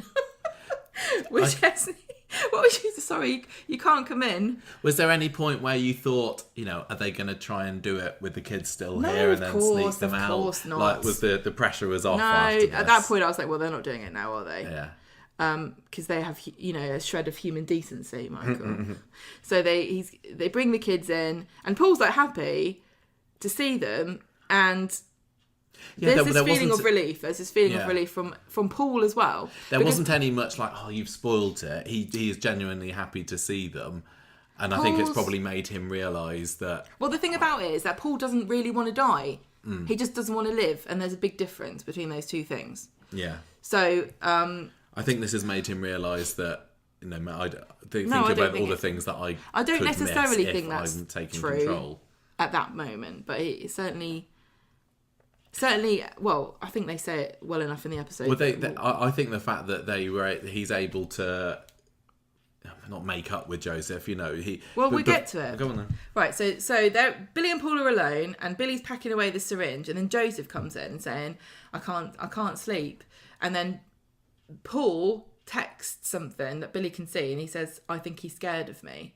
And Billy's like, oh, no, I'm sure he isn't, but I think he is.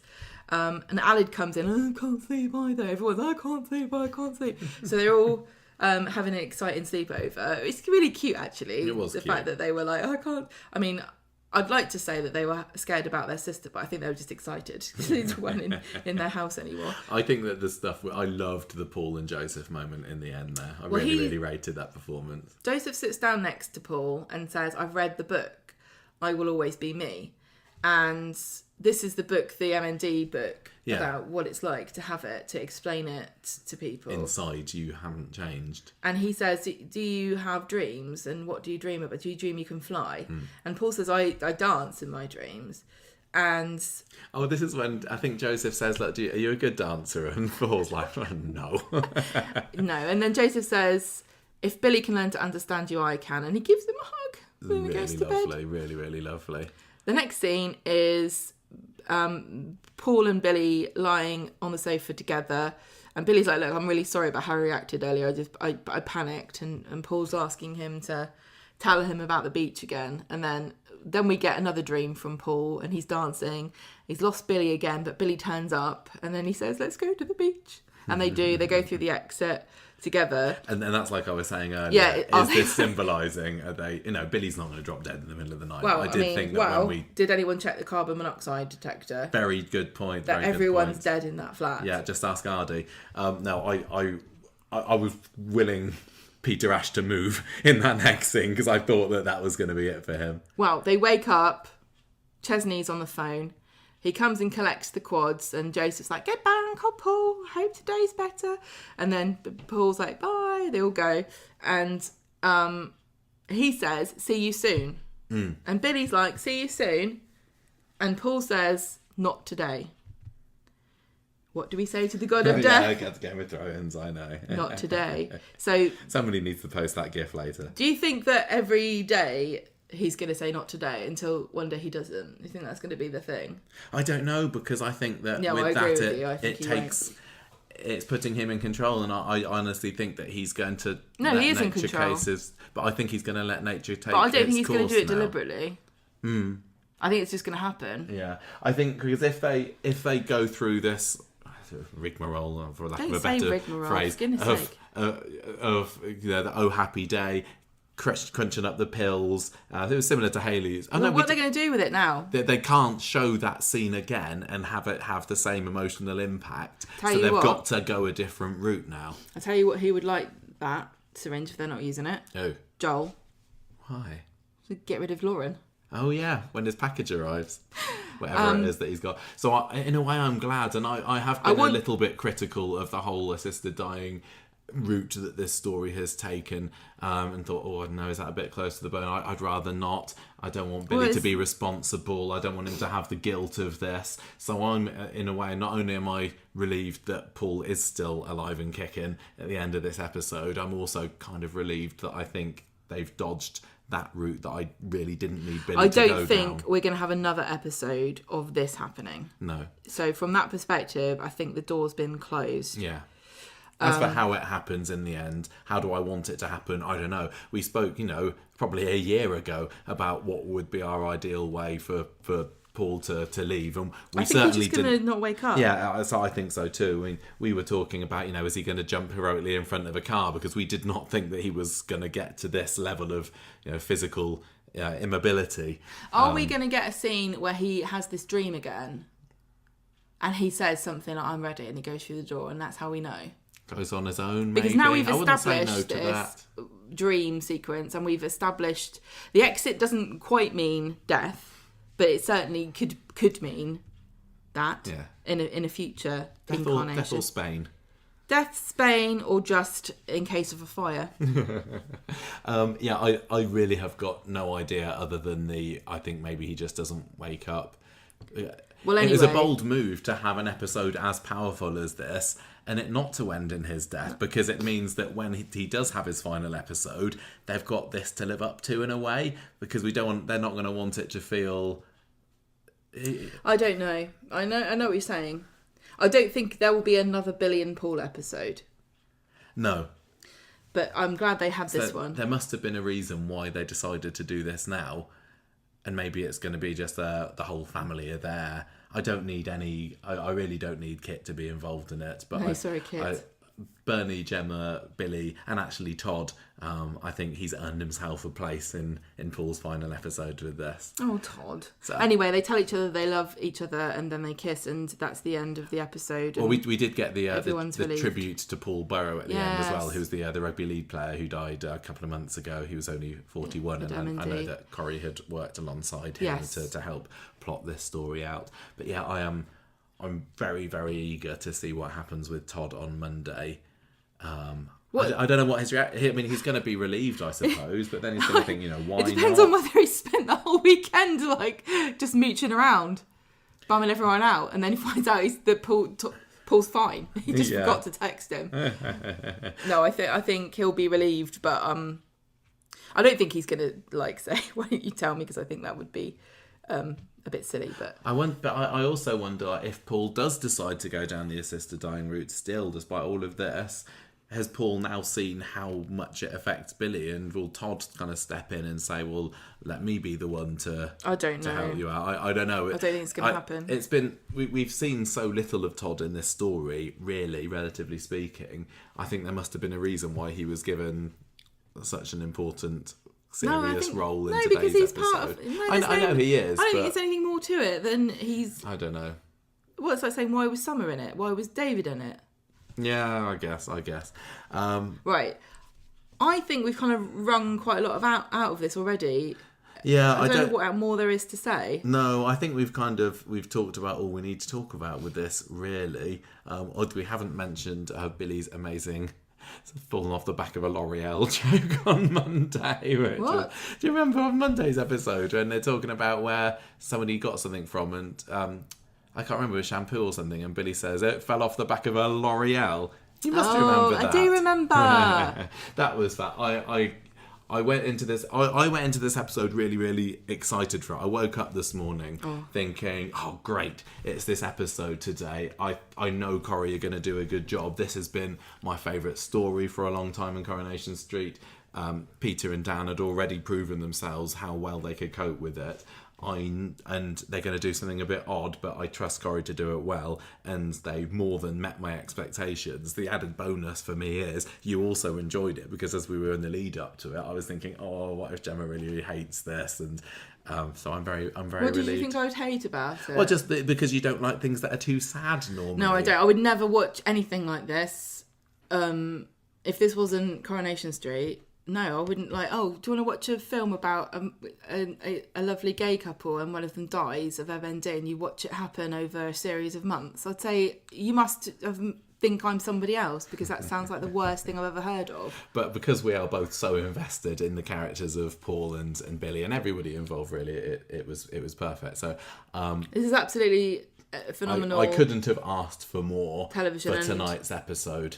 They really did it dirty on us, because they made us cry, and then they just stopped at the last minute. I don't cry at things like this, but if I was a crier, I certainly would have cried for tonight's episode. This was just heart-wrenching from 2 minutes in. It's like, where's the tissues? This is just...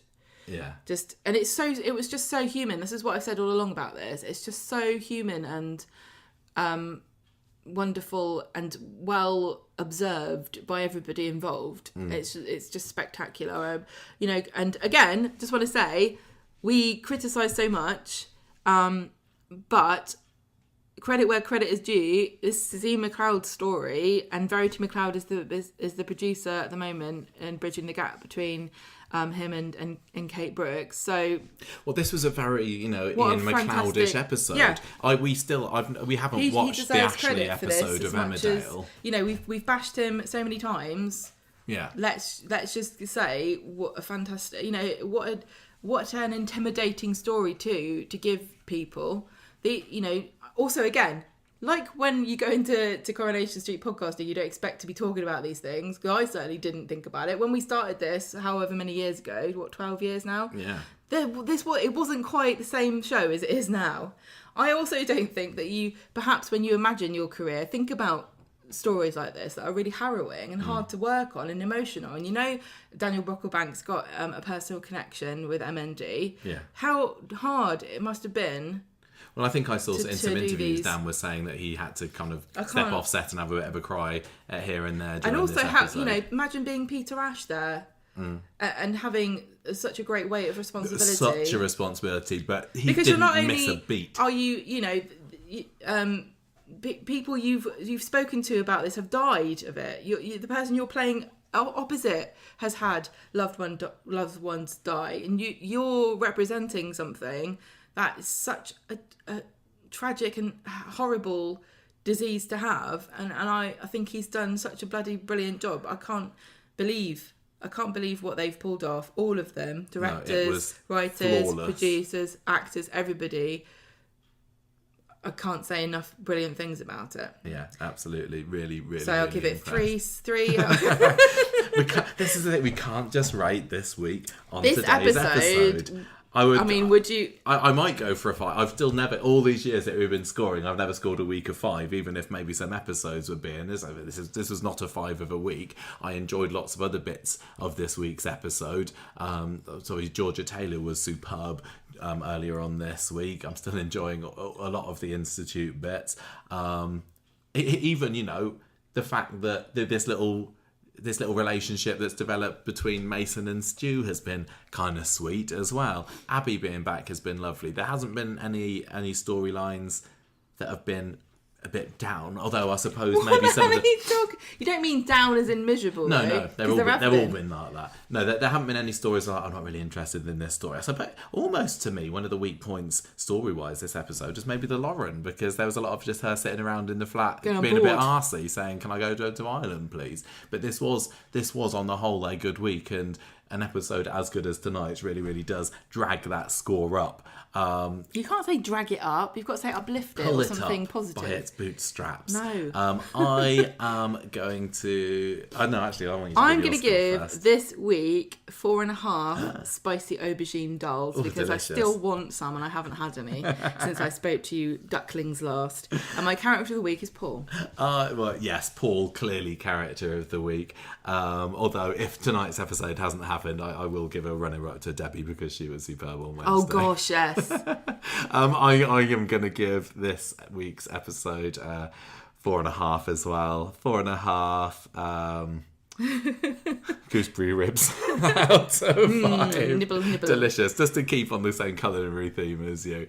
Well, that was an awfully long street talk, and I know there was a fair bit where I was having to monologue on my own, and I hope it was worth getting through Thank you, Michael. to get to this story, because I'm pretty sure that most people who were listening to tonight's street talk mostly wanted to hear about our opinions on this. I'm really looking forward to hearing what everyone else think about this, because we got an early screening of this episode. Well, everybody else got it, but I've not seen other people's online opinions of it, and I'll be very curious to see how are people saying it compares to the Lauren episode, because the comparison is natural to happen. Yeah, so when that episode broadcast, people were saying, that is Corrie's best episode this year, and I watched it really enjoying it, but I had so many questions and little nitpicks about it.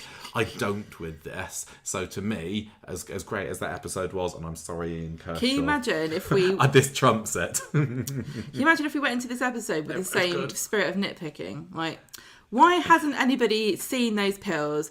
Are those pills going to be stored? Can you put them in liquid for that amount of time? Doesn't he have to administer it immediately? Why didn't Chesney just text before he came and rang on the doorbell in case they were asleep? Yeah, exactly. Midnight, come on. Although they are a pair of party animals, those two, aren't they? Billy and Paul. Right, anyway, great episode. Good week on the whole. That is it for this week's Street Talk.